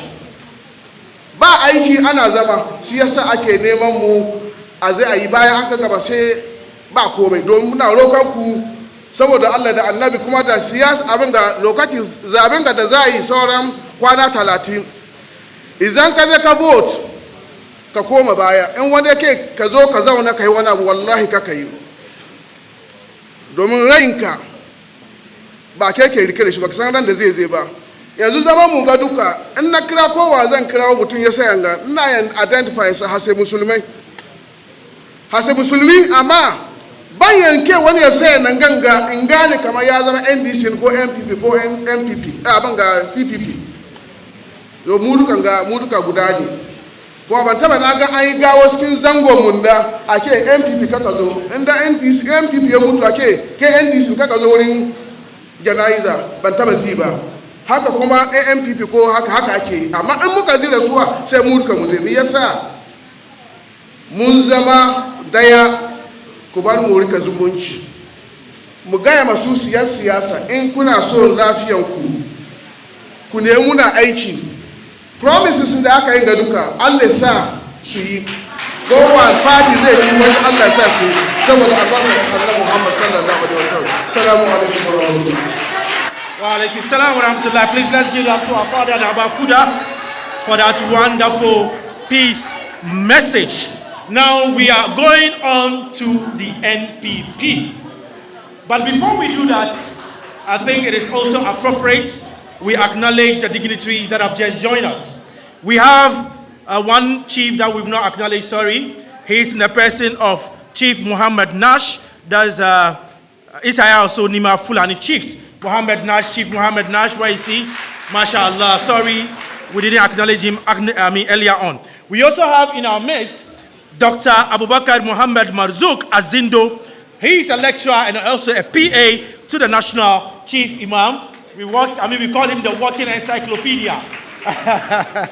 And we also have my father, someone, a stout Zongo when it comes to issues of Zongo. Wherever, whenever, when you go to him for support, or when you go to him to, when it comes to anything that has to do with, development, he's there. He's loved by the Zongo youth so much, not only in Nima Mahmoud, but even the whole of Accra and Ghana. Today we have him here. He's in the person of Alhaj Abbas Dawood. Alhaj Abbas, please let's give it up to him. We also have with us some of our dignitaries, the young and vibrant ones. We have with us Mutala Abdul Karim, that's Photokama MD. Where is he? Please let's give it up to him. Thank you very much. We also have our own mother and sister.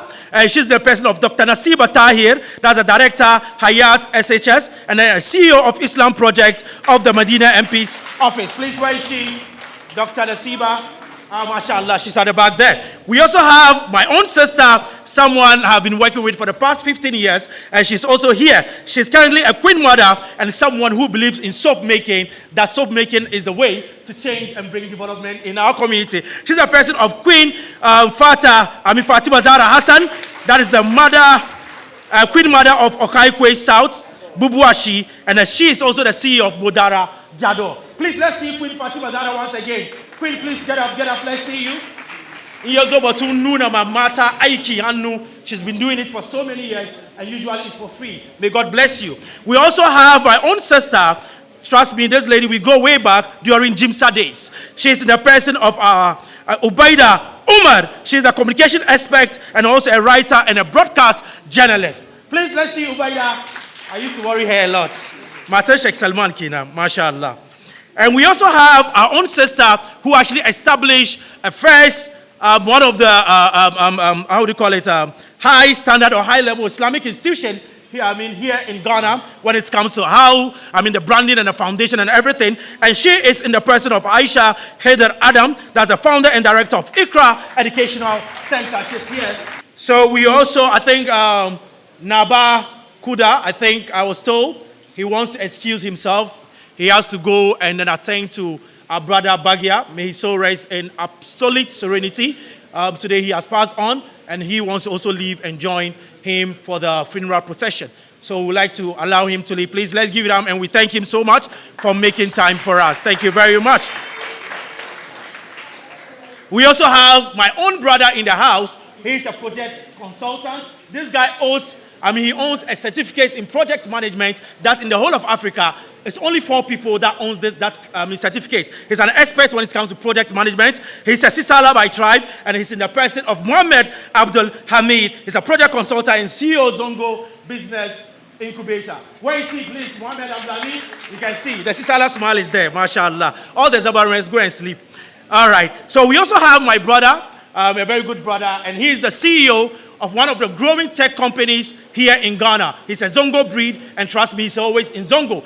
He is the CEO and co-founder of Cold 6. Ladies and gentlemen, let's give that to Yakub Latam Abdul Jabbar. The guy is always on TV talking about cybersecurity and the rest. Thank you very much. We also have Alhaji Abu Chafarama or Chafaram. That's the member of Zongo National Campaign Team, aide to the chair, Inter-Party and Civil Society. He's also here. Please, let's give it up to him. MashaAllah. Thank you very much. We also have our sister, Hajia Khadija Umar. That's a member of the NDC National Campaign Team. She's also here. MashaAllah. Please, let's give it up to her. And then we also have Hajia Adiza. She's a slave, Balai Faila. CEO Ghana and Modest Fashion Week. She's here. Hajia Adiza, let's see you. Young, small, but mighty. Thank you very much. We also have Hajia Mariam Sise. She's our mother. Always looking good and always doing anything possible to champion the cause of Zongo. Please, let's give it up to our Hajia Mariam Sise. She's the head of Hausa GTV and CEO for Hope Foundation, You for Hope Foundation. Thank you very much. We also have Dr. my own brother, Faisal Sule. He's the founder and CEO of Rayan Medical Center, a very vibrant young man when it comes to health issues. Trust me, he's one of the experts in our Zongos. We also have Shaba, Hawa. That is my sister also. We also have Hawau Shaban. Hawa Shaban from NPA, National Petroleum. Please, let's see you. Get up, get up. Please clap for her, one of the young sisters who has, bringing change to Zongo and Nima.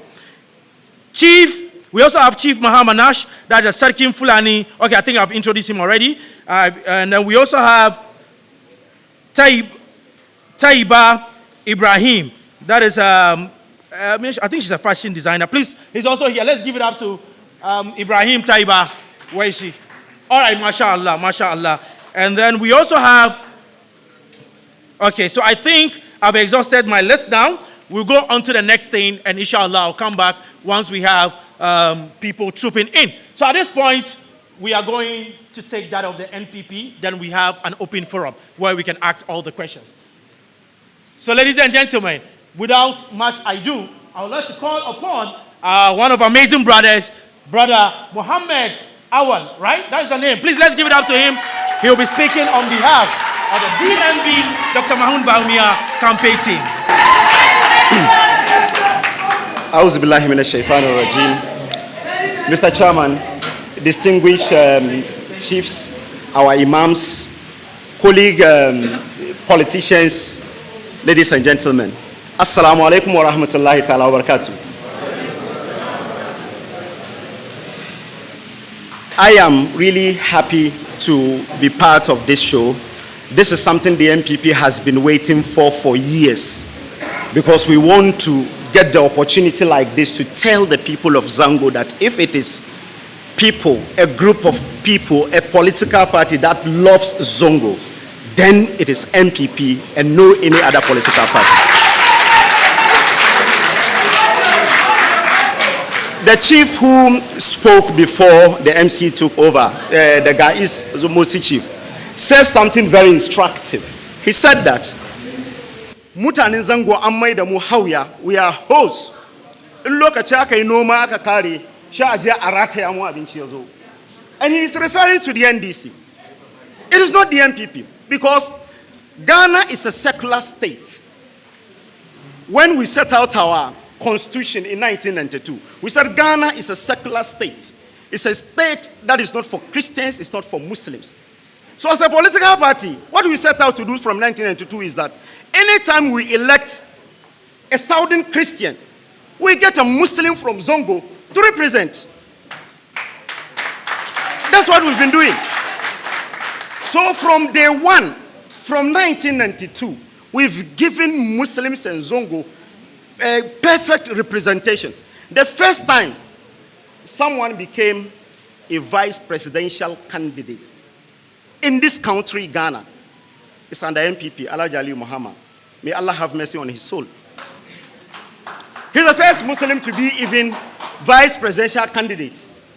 He went ahead to become the vice president of the Republic of Ghana.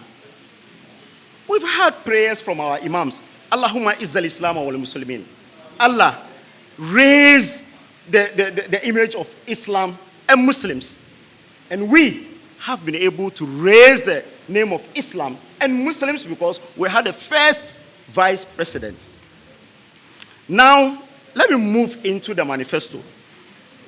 I am surprised that my brother came, didn't project anything, only started to tell us that after 32 years of the votes, they are now promising. After 32 years of the votes, the highest MPP has ever got in Zango is 24%. That was in 2016.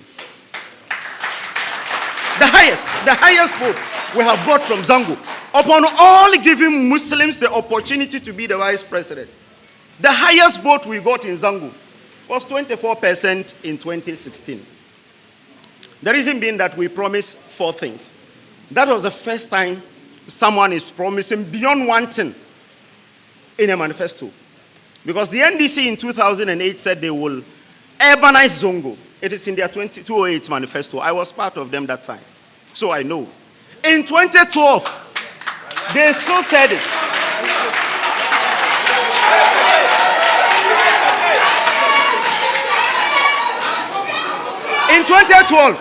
In 2012, they said they will establish vocational schools in Zango. They didn't establish a single vocational school in Zango. So in 2016, when Dr. Bawumia stood on the podium, there was a conference in Kumasi, Mansia South. Dr. Bawumia said, we will promise 3 things or 4 things for the people of Zongo. So it is an egregious lie for someone to say that we have said we will give you a Zongo ministry. Check our manifesto. We said we will establish a Zongo development fund. We will make Arabic examinable. And again, we will restore. We said we will restore the teachers' allowance that was established by President Kufuor under national service as voluntary service. That was cancelled by Mahama. We said we would do this. These were the things we promised. So when we promised these things in 2016, what have we done? That's very important. In 2016, after winning the elections, we had 24% of the vote.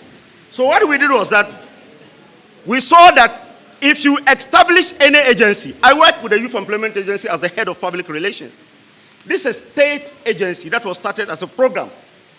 And there was a lot of rigmarole. So they will have to get a legislative instrument. So what happened was that we set out to establish a fully fledged state institution that no government will be able to take it out. That was what Dr. Mustafa Hamid was talking about. He was not talking about Zongo ministry. So what we did was that we appointed Abubakar Sadiq Boniface MP for Medina as the Zongo minister. Because when we came in 2017, we appointed some ministers with specific duties. Abubakar Sadiq Boniface is to establish a Zongo development fund. Hawa Kumsin was to establish the Middle Belt, Coastal Belt, and Northern Belt Development Fund. Special initiative. So, Minister for Special Initiative, Minister for Zongo. Abubakar Sadiq Boniface went around the country, met our eminent chiefs and imams. They told him what they want in the act. And we were able to establish that Zongo Development Act in 2018. After establishing, we appointed a CEO. May Allah have mercy on his soul. He was a parliamentary candidate for Ayawasu East. That was the first CEO. We had Nifuta as the board chair. Today, as I speak, the board chair of the Zongo Development Fund is the lawyer for the National Chief Imam, Lawyer Nasigri. So that is one thing that I will come back to the Zongo Development Fund. So we promised and were able to deliver. The second is that we said, why is it that we can write Chi? We can write English, we can write French, but why is it that Arabic is not examinable? We set out to do that. One thing that someone is telling me that he's coming to establish a university for Muslims. We didn't do that, we started from somewhere. What we started was that we established a faculty of Arabic education in University of Education Winneba in Kumasi campus. We started it in 2018 so that we can train proper Arabic teachers to teach. So that if you are making Arabic examinable, you have someone who knows the pedagogy of teaching. So that was what we did. And the first batch graduated last year. So today, Arabic is examinable in junior high schools across the country. Arabic is examinable. Thank you. Arabic is examinable in senior high schools. Sakafia Islamic Senior High School is not a private school. It's a government school. You did what? Sakafia Islamic Senior High School is not a private school. It's a government school. They have started writing Arabic there. Azahariya in Kumasi, they have started. Research, we gave it a facelift. Yes, I'm told the language is supposed to be blended. So I will have to still speak Hausa. So, in Karuba abinda muka yi, where in the muka ce zamu yin nan? Mun uku kenan, uku na fadi ko? Mun yi. Na biyu shine Arabic teachers. Ni na aiki Youth Employment Agency. In 2017-2018, kowa ya ji lokacin da muke yawa muka doki mutane daidai 4,500 maluma. Muka ba su 2 years contract. Under the Zongo ministry, amma sun ba mu saboda lokacin ana set up Zongo Development Fund. And this is something that has been happening. So abin da muka ce za mu yi da mutanen Zongo kiran lokacin nan. Now, abu da mina abin nan mu duba saboda ya kamata nuna abin da za yi muka yi mu ba mu zuwa mu ce maka kaman mun te da mutane Cuba 200 wallahi wa rabbul ka'aba malumman da ke abin ga medical doctors da ke kan role as medical and dental council Ghana ga yonga they are not up to 1,000 again in ka doki musulmai wanda ke so akwai abin ga so website nan yanzu ga fact check me so that musulmai da ke da sunan musulmi kai ba su kai 50 ba to na wanda aka train aka ce muna an train su Cuba akwai abin ga stories da muka gani an je da arna wayan su an jelin su 3 years daga Cuba saboda sun yi sata suna cikin wayan da aka ce an te da su mu da zamu doki mutanen nan ba mu yi irin nasu ba mun tattara su daidai 40 mata 20 maza 20 matan da muka ce they will specialize in gynecology mun tattara su muka je muka kai da chief imam akwai Dr. Marzuku nan ga suna wurin media sun zo suka cover muka je da su ya musu addu'a ya raka su suka hopile next year sun fito as medical doctors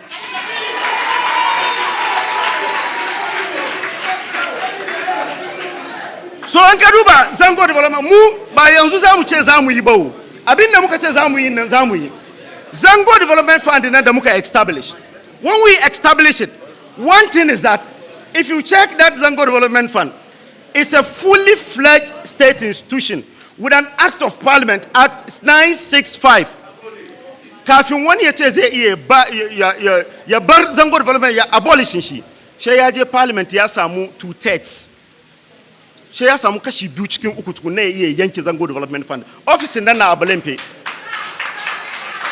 so da muka zo nan in ka duba scope Zango Development Fund wanda ke so ya je ya read act nan that act is better than the Youth Employment Act don saboda wannan act nan ya fadi kamar suna iya zuwa ma su nemi taimako daga wani wuri su zo su taimaka da zango na biyu shine boardun Zango Development Fund nan duk wani abin da suka zauna da sarakai suka ga kamar yayi daidai saboda on the board sarakai suna da representatives there are representatives on the board so abin da suka ga yayi daidai shi su bara ayi farko abin da Zango Development Fund suka zauna suka ce ayi shine inji su waye mu gina makaranta saboda mu musulmi ne ko farko aya aka ce ikra read kafin mutum ya je haji wallahi sai ya san yanda zai yi karanta don ka je haji baka da ilimi baka kai haji ajin ba karba ba ilimi saboda da ilimi ake shi da tushen komi farko abin da Zango Development suka ce za su yi kenan shi muka ce to shi da bar mu gina makarantu mun gina makarantu daidai 65 ga makarantar nan ga su kowa ya duba ba kamar misali ba abin da za mu faɗi ba ga shi mun shaida ne muka yi abin gan nan kaga research kai akwai research kai so the reason you can see research there is that salamu alaikum the reason you can see research is that research was dilapidated and they invited us to come and renovate it. We gave it a facelift. Kaga makarantun nan, every single makarantar da aka gina akwai tiles aka sa kasan shi. Every single makaranta akwai fan, akwai toilet and bath ciki. Sa'annan akwai masters abin ga su da shi staff, akwai office master, akwai staff. Ba wani school. Ghana ga da yake ake kiran shi Methodist da zaka je task ke ciki akwai ruwa. Duk wani makarantar da muka gina 65 schools nan duk baki da mun gina musu mechanized borehole duka mun gina mechanized borehole duka so kun ga makarantu da muka je muka yi research wallahi director research ya fadi muna kaman yanzu hello inji director research wai yanzu da aka yaka kare suka dagwara kan abin ga social media West Africa duk baki da mutane na zuwa suna ga kaman ko suna duba sabon makaranta ne. So that is what we have been. So the first thing is that we wanted to establish schools because the first verse of the Quran says Ikra, read. So we decided to start with building of schools. NDC cannot pinpoint a single makaranta that they have constructed from scratch.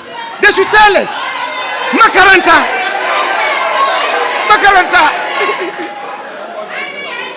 So we started with this. Then Now we felt that the Zongos need ICT centers. So if you go to Ashanti region, Wadania Islamic School, the picture is here. After that, we established an ICT center for Wadania Islamic School. The document is here and it's ready. We can share all these documents for everyone to see. So we started, and now we move to health. Because you see, the scope of the Zongo Development is saying that, the act is saying that they should determine the health, socio-political need of the Zongo. Everything development within the Zongo, that will happen. And again, we will have a dedicated funding under the office of the president. So under the office of government machinery, every year, the Zongo Development Fund will get a funding. So we started with health screening. You could see the pictures. We did health screening for them throughout. We did it some in Accra here. We did some in Ashanti region and some few other places across the country. And we did it within the Zongo communities. Then, if you check drainage, water and sanitation, as I said earlier, almost every single school that we have constructed, including the famous Ansaruddin that my brother went and sat on Metro TV and said, Dr. Bawumia pulled it down and never did anything about it. Anyi shi gidan bisa, Ansaruddin, makarantar National Chief Imam, an gina gidan bisa. An paint anyi komi. Yes. So, mechanized borehole, mun gina an kate abin ga sunan shi New Boy Town akwai mechanized borehole da muka yi. In ka je Zangwannai mun yi mechanized borehole inda muka te suka ce suna so. Akwai toilet facilities. Zangwannai mu yawanci she kaga toiletin mun nan akwai problem da dadan nan wani ne. She muka yi wa'annan toiletin nan da yake water closet da ruwa da komi. Mun yi wani daga Kauye Zango, mun yi wani daga Kantin Zango, mun yi shi wurare da yawa. Drainage in ka te abin ga sunan shi in ka te Madina munyi kun ga yanda wurin yake munyi abin ga sunan shi gota wani dogon gota haka muka gyara muka yi shi dan saboda yana cikin mandating Zongo Development Fund na ai kun gani Daye Lane Madina Zone 497 meters muka yi wannan drainage nan saboda yana cikin abin da muka ce za mu yi kuma mun yi mun taimaka da mutane insha Allah. Sports development in ka duba duk wanda ya taba zama whoever became African best in this country was a Muslim and a Zongo person. Abubakar ga sunan shi Ibrahim Sande, Abdurazak, ko Abedi Pele, wayan nan duka Abdurazak mutumin Kumashi. To da aka karshe muka kama muna da talent sosai nan ga Muhammad Polo, ga Gago Muhammad, ga Sule Muntari, ga yau su abin ga Kudus da sauransu. She muka ga kama abin da ya kamata mu yi shine ya kamata mu gina multi-purpose sports complex mu basu saboda a samu ayi in kuma za a yi program ana iya yi. To farko wanda muka gina shine na Madina nan. Mun gina na Madina, mun gina daidai 12 across the country. Mun gina daidai 12. Shi yasa aka tera saboda an ce time na ya kai. Amma mun gina da National Chief Imam. Duk wanda ya san inda National Chief Imam ke programun shi. Daga wurin nan she abin gane ga sunan shi kowa ya san parkin nan. Mun yi shi sports complex 3,000 seater sports complex. Last year when they je Maulidi ya ga wurin nan kamar mun yi shi abin ga 12 seater 3,000 seater sports complex. Peace and security in ya kai batun light da sauransu mun sa light cikin niman garuka mun sa light da sauransu da cikin zangonnan nan. Shi yasa te saboda ga Zongo Empowerment and Initiative Skills mun yi wayansu training da muka ba yara wayanda suka yi welding da sauransu muka ba su equipment after the training nan wayannan kuma yana cikin abin da muka yi. So Zongo Codes program kowa ya san lokacin nan da aka zo nan gama aka zo aka train yaran mata cikin ICT da sauransu. So yana cikin abin da muka yi. Sa'annan mata da aka dauke su kun tuna lokacin da Dr. Mustafa Hamid ya zo ya ce kaman zai koya musu branding da sauransu aka ce wai yanzu zai koya da mutane yanda ake yin kuli-kuli zango da sauransu. So abin ga lokacin nan ana nuna musu yanda ake yi ne su iya su brand kayan su da sauransu. Shi yasa pictures nan kenan kuke ganin da training da aka yi da sauransu. Shi yasa religious affairs kuma Hajj. An yi magana Hajj nan ga malumman mu sun fadi sun sani saboda abin ga sunan shi ko zamanin Annabi ba ko ya je Hajji ba. Saboda abin ga ka duba arkanul Islamun nan na biyar na aka ce liman istata ilai sabila wanda ke da abin ga iko wanda ke da iko ke zuwa haji.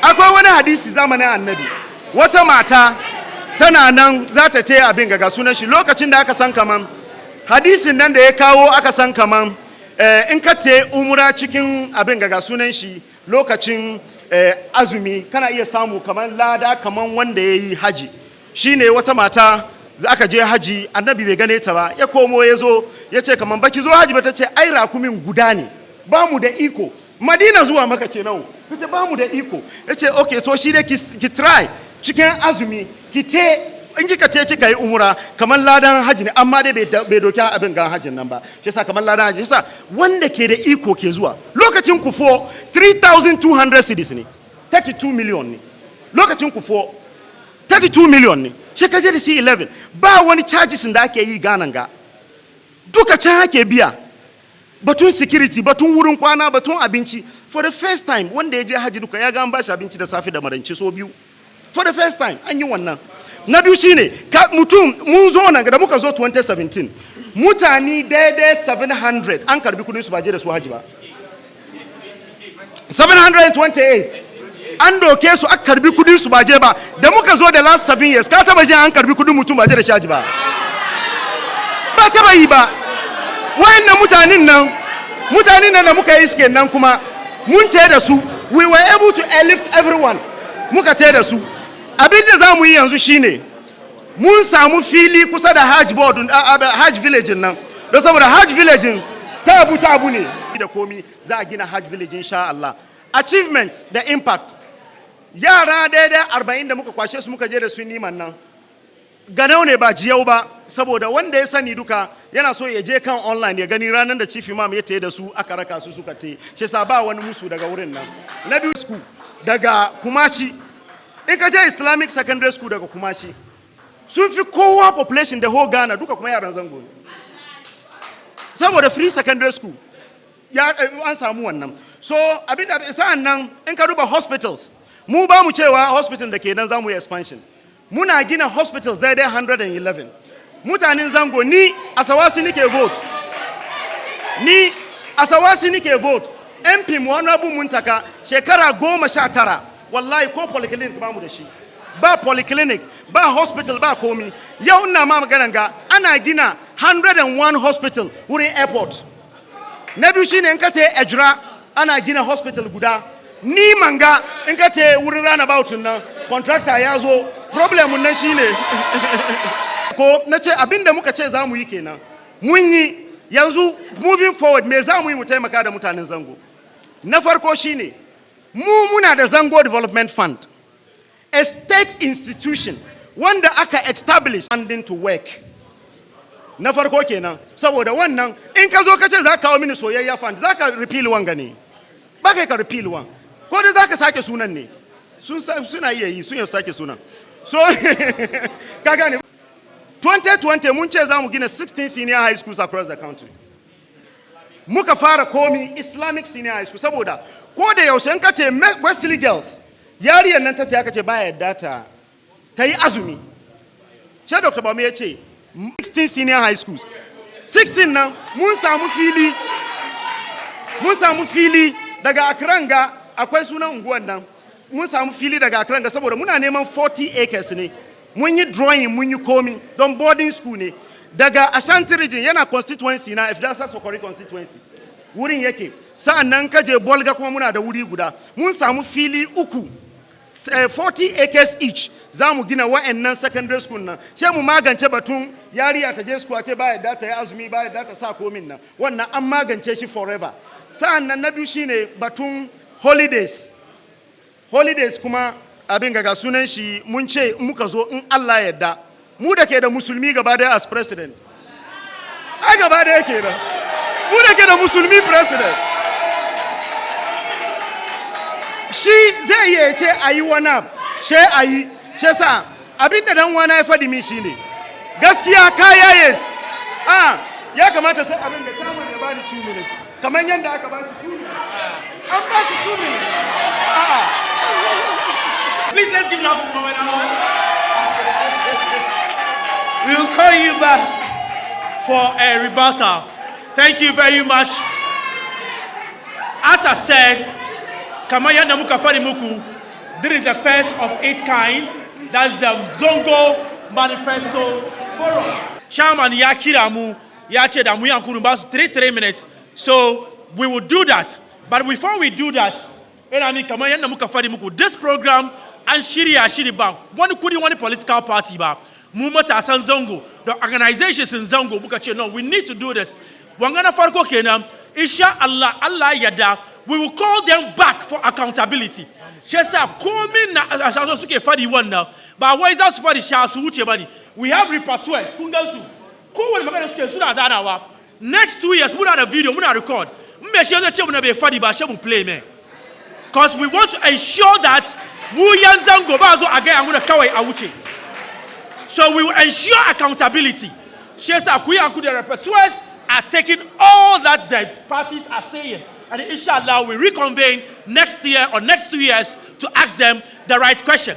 This event, as I said, is brought to you by PFF Research Institute, supported by Zongo Business Incubator, that's Zobi. We also have ZID, that's Zongo Institute for Development. Want to go here and speak about social research. Game da shani ababen da ke damu mu yanzu go su duba yanda za yi influence policies na zai tamake mu Zongo Institute for Development. Akwai president Sunanga Abdul Hamid Isa. Please let's give it up to him. That's the president of Zongo Institute for Development.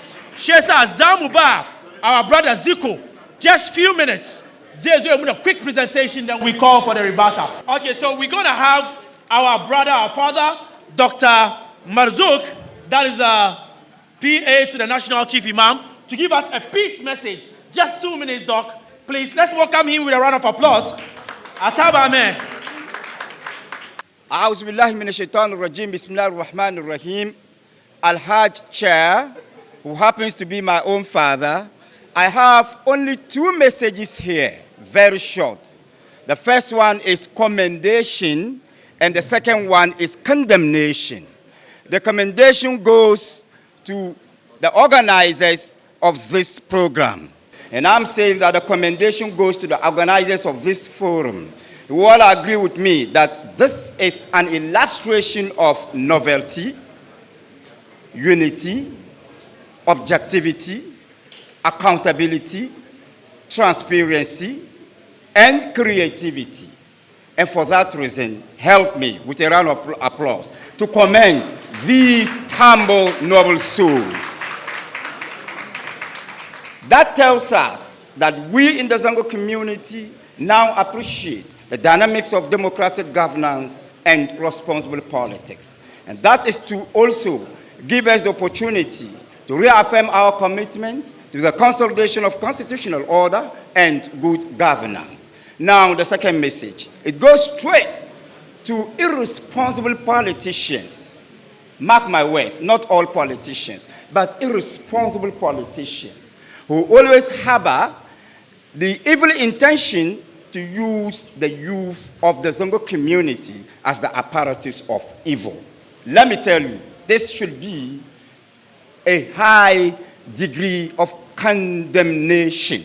Let's all condemn any iota of the ability of any politician to use us as apparatus of evil. Let me tell you in simple language, any politician who uses you for violence is a useless idiot.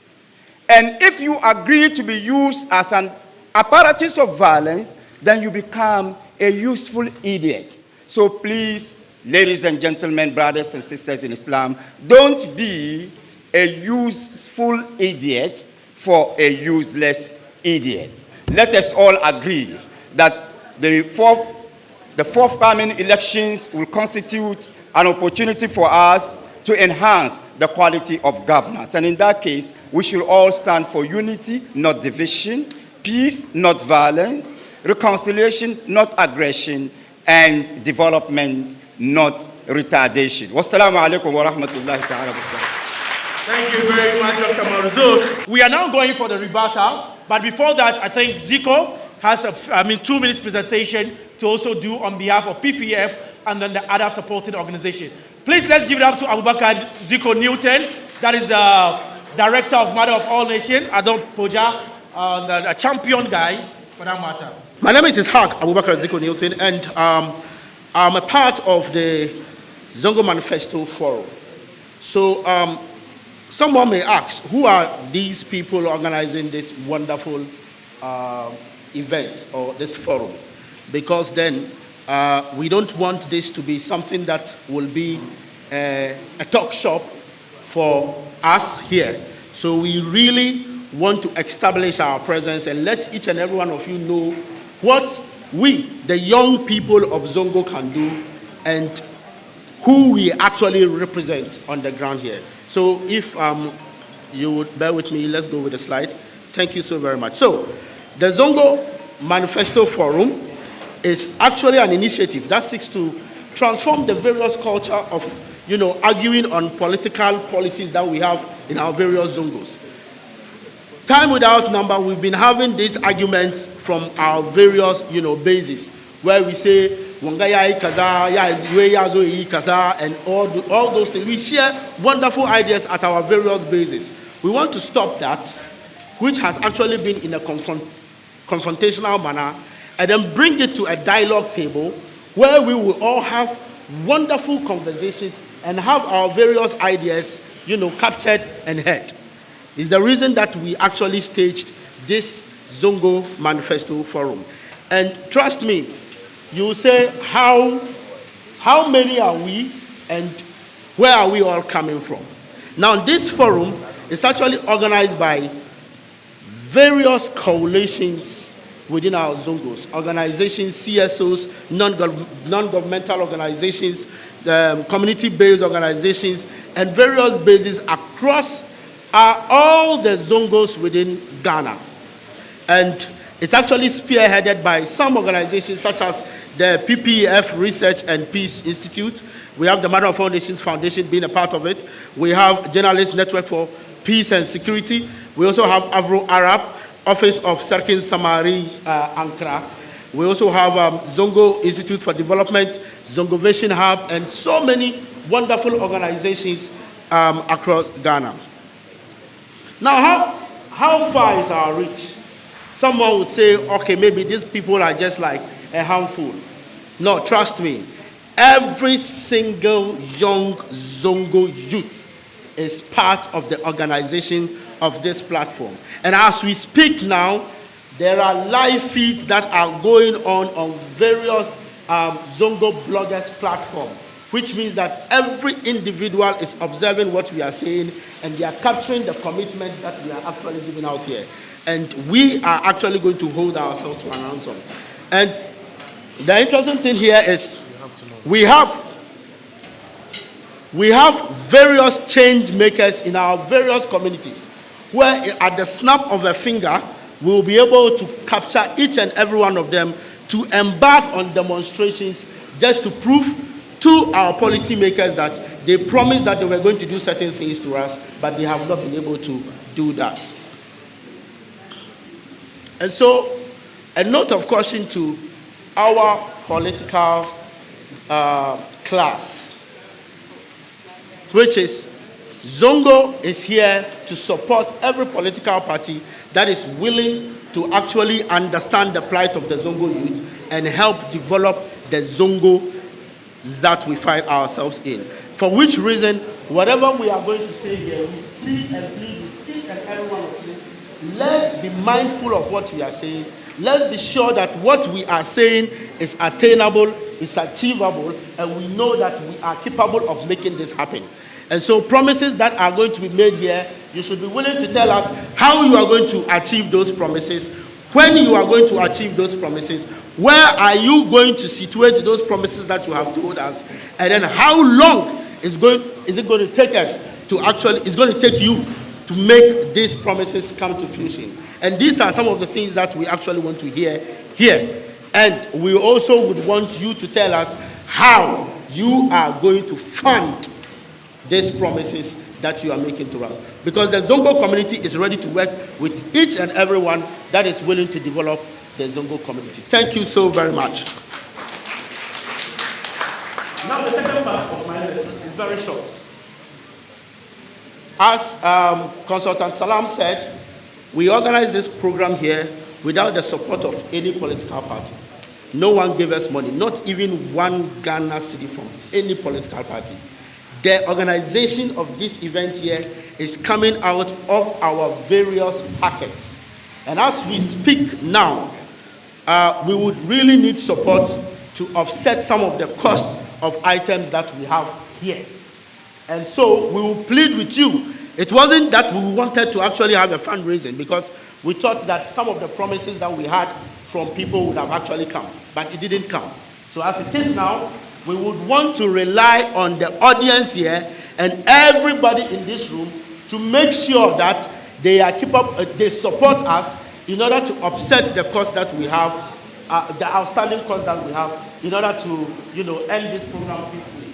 I don't think you will love that before we end this program, the owner of the screen will be holding us from one side, and then the camera guys will be holding us at another side. So please, this is a Zongo event. It must be supported by Zongo, and we all must actually do what we are supposed to do. So some envelopes will be going around, and then we will. Some envelopes will be going around, and we'll see how. Thank you. Thank you very much, Lizo, Ziko Abak and Newton. Now let's go straight to the rebuttal. We have some few minutes left to be able to leave this premises. Today is a very busy day for each and everybody. So first of all, let's call on Alhaji Mustafa, who is going to give us a 3-minute rebuttal. Please, let's give it up to him.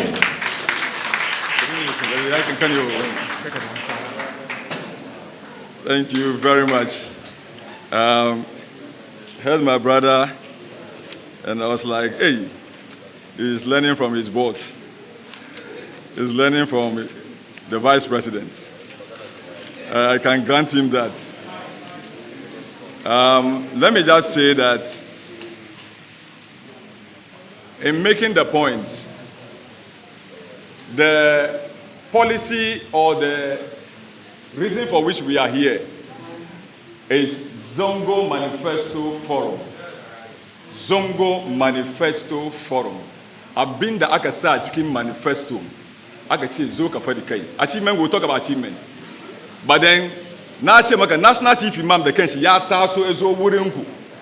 Eche kamanga manifesto na mutulumei. I was expecting my brother to enumerate the policies of the National Chief Imam in their manifesto. I'm a bear yaiba. Bear yaipo gudaba. Well, I've read the manifesto, 260-page manifesto. Best about only Idil Hada. The rehash of system models, blah, blah, blah. Do come on, current. Ama not Christian John Zamani Mama. Yasa 12 out of the 14 policies of the Chief Imam. The second point I want to make. He says Ghana is a secular state. In the far away, Ghana is a secular state. Fantastic. And now you are running away from the Wesley girls issue. Come on, I tell schools and now solve one problem. Why can't the vice president stamp his authority to allow the Muslim girl to be given her right, like President Mamba did in 2015? In the Ghana is a secular state. Now, Oku, I want you to play me the video. Hafiz, be ready to play me Mustafa Habib's video, but let me come. Now, Oku, I want to make this correction, and Dr. Marzuk is here. The National Chief Imam's Makaranta was already a story building. The MPP never added a block. It was already a story building. I will challenge you to that. Guys, open a renovation, and the renovation is as a result of some of us, our work. The book is for the Kulun. In fact, Alhaji Fofana, you bear witness when we met at the visa program. The mosque, the Answaruddin, Bakari Yeshiva, it is a renovation you are doing. And for 4 years to 5 years, it is a story building already. Don't let the chief imam's anger come on you. This, the spokesperson, he can tell you whether that school was already a story building or not. He will tell you. I'll leave it at that. Nafudu, he says, oh, Bambujina Komiba. I don't know whether the man, whether he's not reading. Only in this room, and share, common project. I want you to project for me, if maybe the slide is there. But let me open. Mr. Chairman, with your permission. First school in the Mukasa. This is even the 10, 195 in Amchikimba. The first school, Mr. Chairman, you can open your own. And maybe show my brother. The first school that was commissioned by the Chief Imam, Islamic school in Bawi. Honorable Collins Dawah, Gashi. Honorable Collins Dawah, yes, in Bawi. And then the other school Oh, Kumgani, about to copy. Yeah, the other school is at where you say you have built the Asotef go, Fadama. Yeah, Fadama now. School na Kugani 18 classroom block na wajina. John Zamani mama ejina. 18 classroom block Kagani Kusada Park in Anamoli. John Zamani mama ejina. You want to know? Ga video nga na so Abu Kameny video. Where Bamo promise kama mun create Zongo Ministry ba. Ah, you didn't promise and you created. What authority? You didn't promise, but you created it. Based on what did you create the ministry? Abu Kameny video na yankuri HAFIZ. Abu Kameny video. Because you see, we won't allow people to lie. Give us a volume. Yes, for 6 minutes. Oh. But they said 3 minutes. And another point. Under President Kufuor, Abu Kameny video, the Hajj first was 4,440 something. Was not 3,000. And even that, from 4,000 Mukakeshi, 11,900. From 4,000 to 11,900. Check from 11,900 to 75,000. For the minute. When the Muslimi, they can so much in the yaka. Go for the minute. Maluma, Muima doing a GASKIYA. 4,000. Come to get 3,000. Shababu Akesh 11,000. Came from 11,000 to 750 million.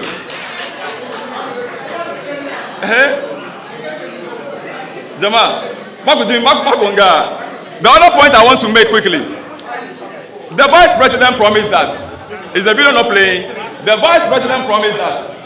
Kamanya Abba Zongo Development Fund, $50 million every year.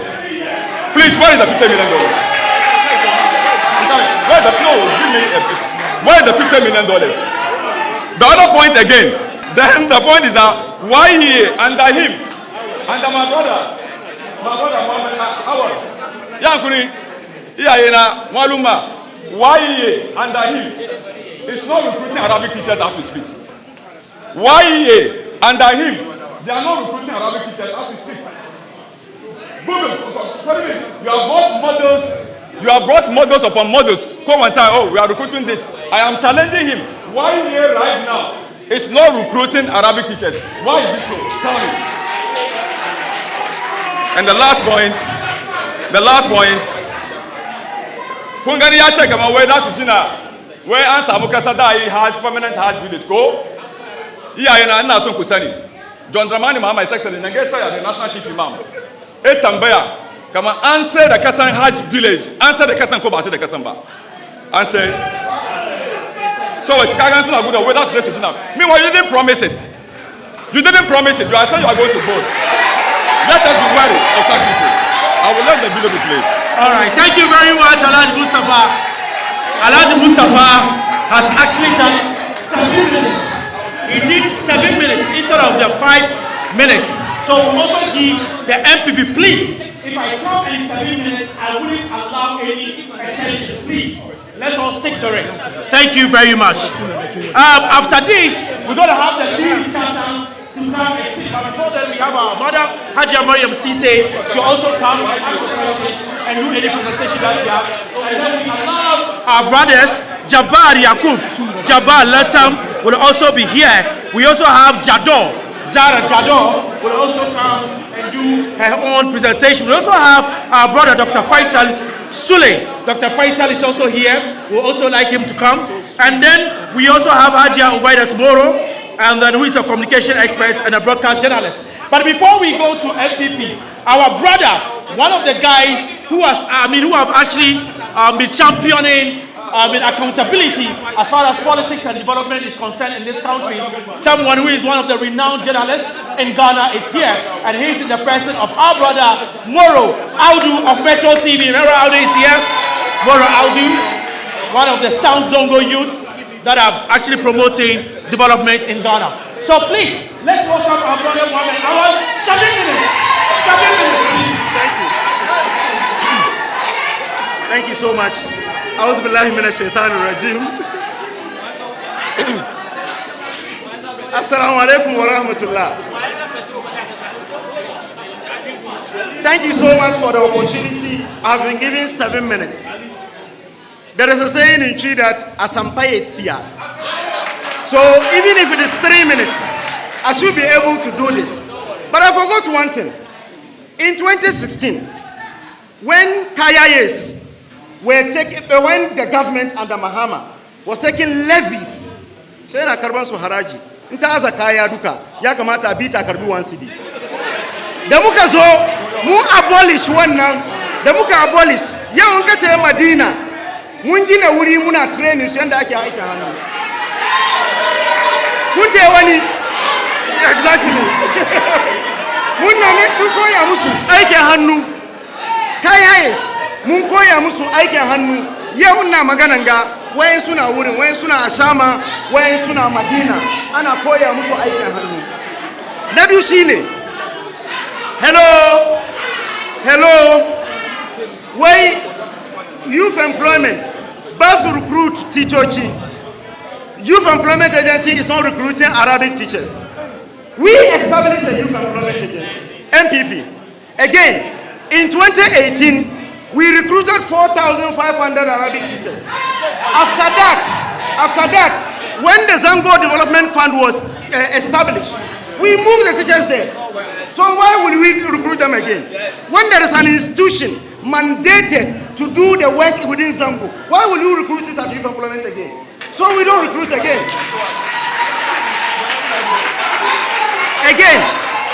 Again, he mentioned LEAP. He mentioned that, well, Nana Oyeli Tatazo Nang, aka establish LEAP. LEAP kufoye kao, wallahi, there's a imagana that she host now. The host mentioned his name as Mustafa Abubakar. Cheche Mustafa Maslow. But don't MPP ba, wala da be samai kiyayi ba ma. Mumuka yi wannan office na mumuka yi shi da muka te suka zo aka yi aka doke shi aiki wurin mumuka yi wannan office na biyu shine kaga ba yana da damuwa politics in dan nan an bari saboda in kuka duba Islamic Education Unit ni teacher ne ni trained teacher ne wanda ya san Alhaji Badamoshi 1986 aka fara sai na nan ya fara a fara yin Arabic makarantu akwai limamai na kuma ya zai wani gwamnati zagi ake muna mutanen Zango a ce muna an yi muna Islamic Education Unit saboda Pentecost Education Unit an yi shi 1992 ka taba jin wani gwamnati ya taba zuwa wani wuri ya ce mu muka kawo Pentecost Education Unit muna da makarantunmu ba ku gina muna makaranta ba wai Fadama Cluster of Schools ko walla ba makaranta ko guda ciki Methodist school, Roman school ke wurin. Kusa an gina shi Zango, amma su kun anna ne. Mu muna maganar makaranta na ce abin ga su Institute of Quran, abin makarantar Ansaruddin na Chief Imam. Mun gina in ka ta FJC Institute of Quranic Studies, in ka je Kumasi akwai wadaniya. Irin wannan makaranta muka fadi ba an zo an gina su kun anna cikin Zango ba. Ba an zo gina su kun anna cikin Zango ka zo ka ce mini ka ba kun gina. Ba ku gina muna makaranta ba ko guda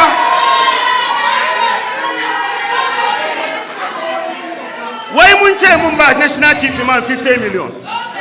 This is an egregious lie. The NDC will always lie. Abinda muka fadi shine we said that we will establish Zango Development Fund and we will give Zango Development Fund a seed money of 550 million Ghana cedis. That money moved, and that is the project I was showing you. It is in the budget. It was captured in the budget in 2019 that we will give Zangos 50 million Zango capital to work. Chicken one Nankudi muka doki muka gyara research na. Kace kana son ka mai da shi university. Wannan kudi muka doki muka gyara. Na uku shine in ka duba abinda muka ce zamu yi wai sun Al Farouk Training College. My goodness, you see, because they do not have anything to show for Zango, they claim projects that are not theirs. Akwai malumma nan, naga malumma da yawa nan ga muntada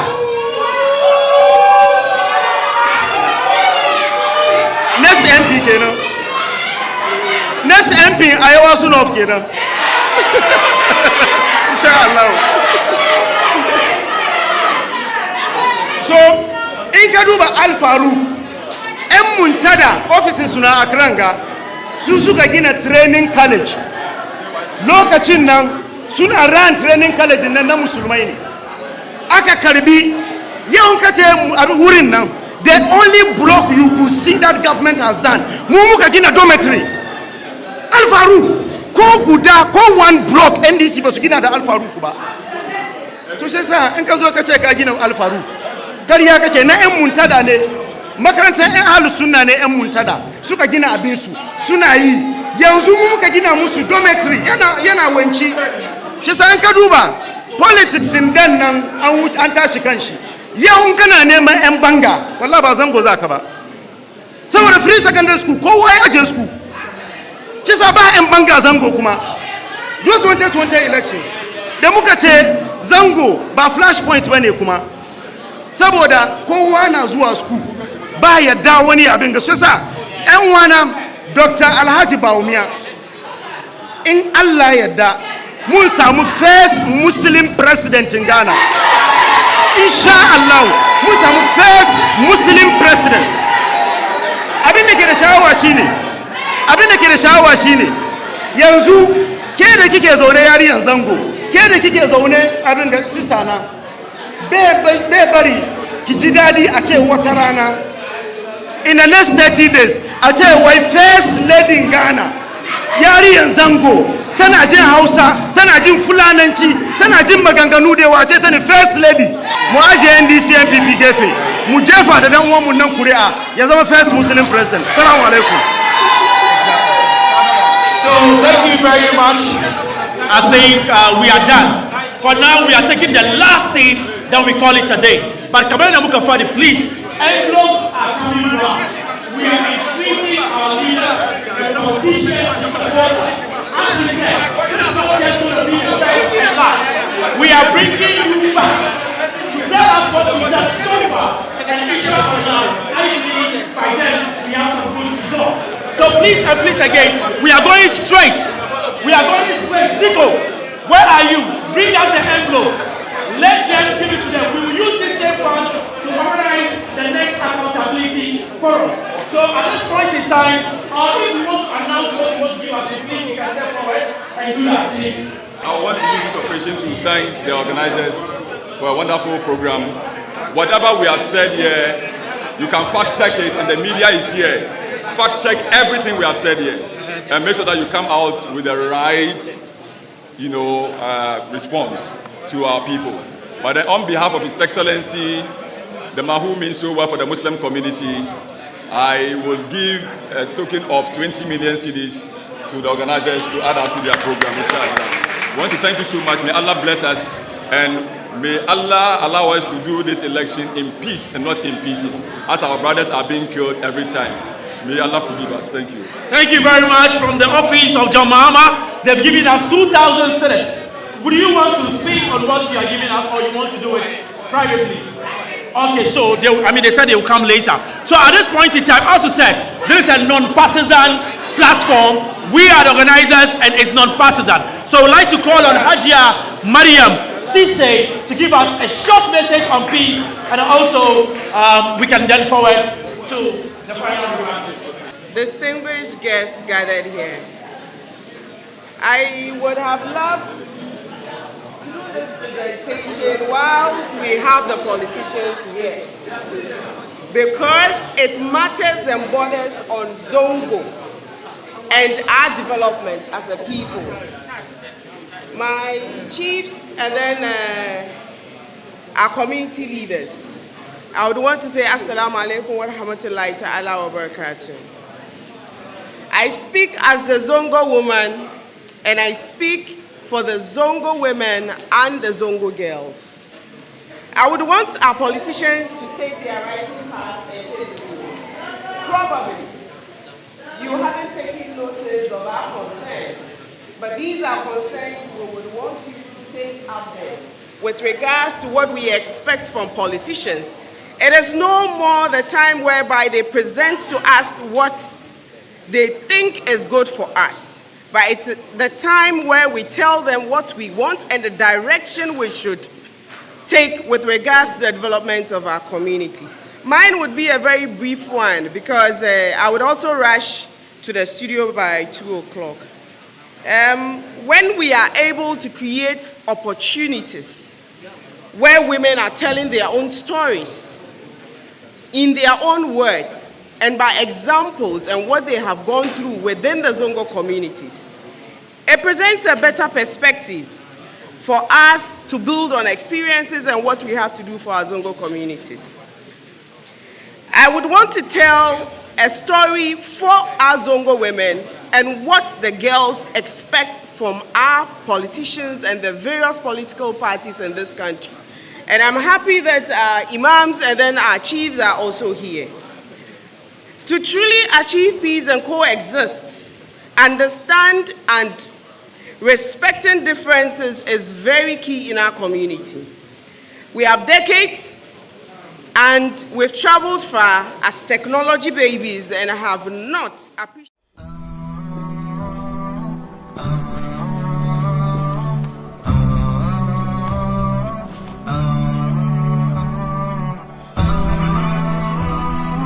HAFIZ TV, unique every day.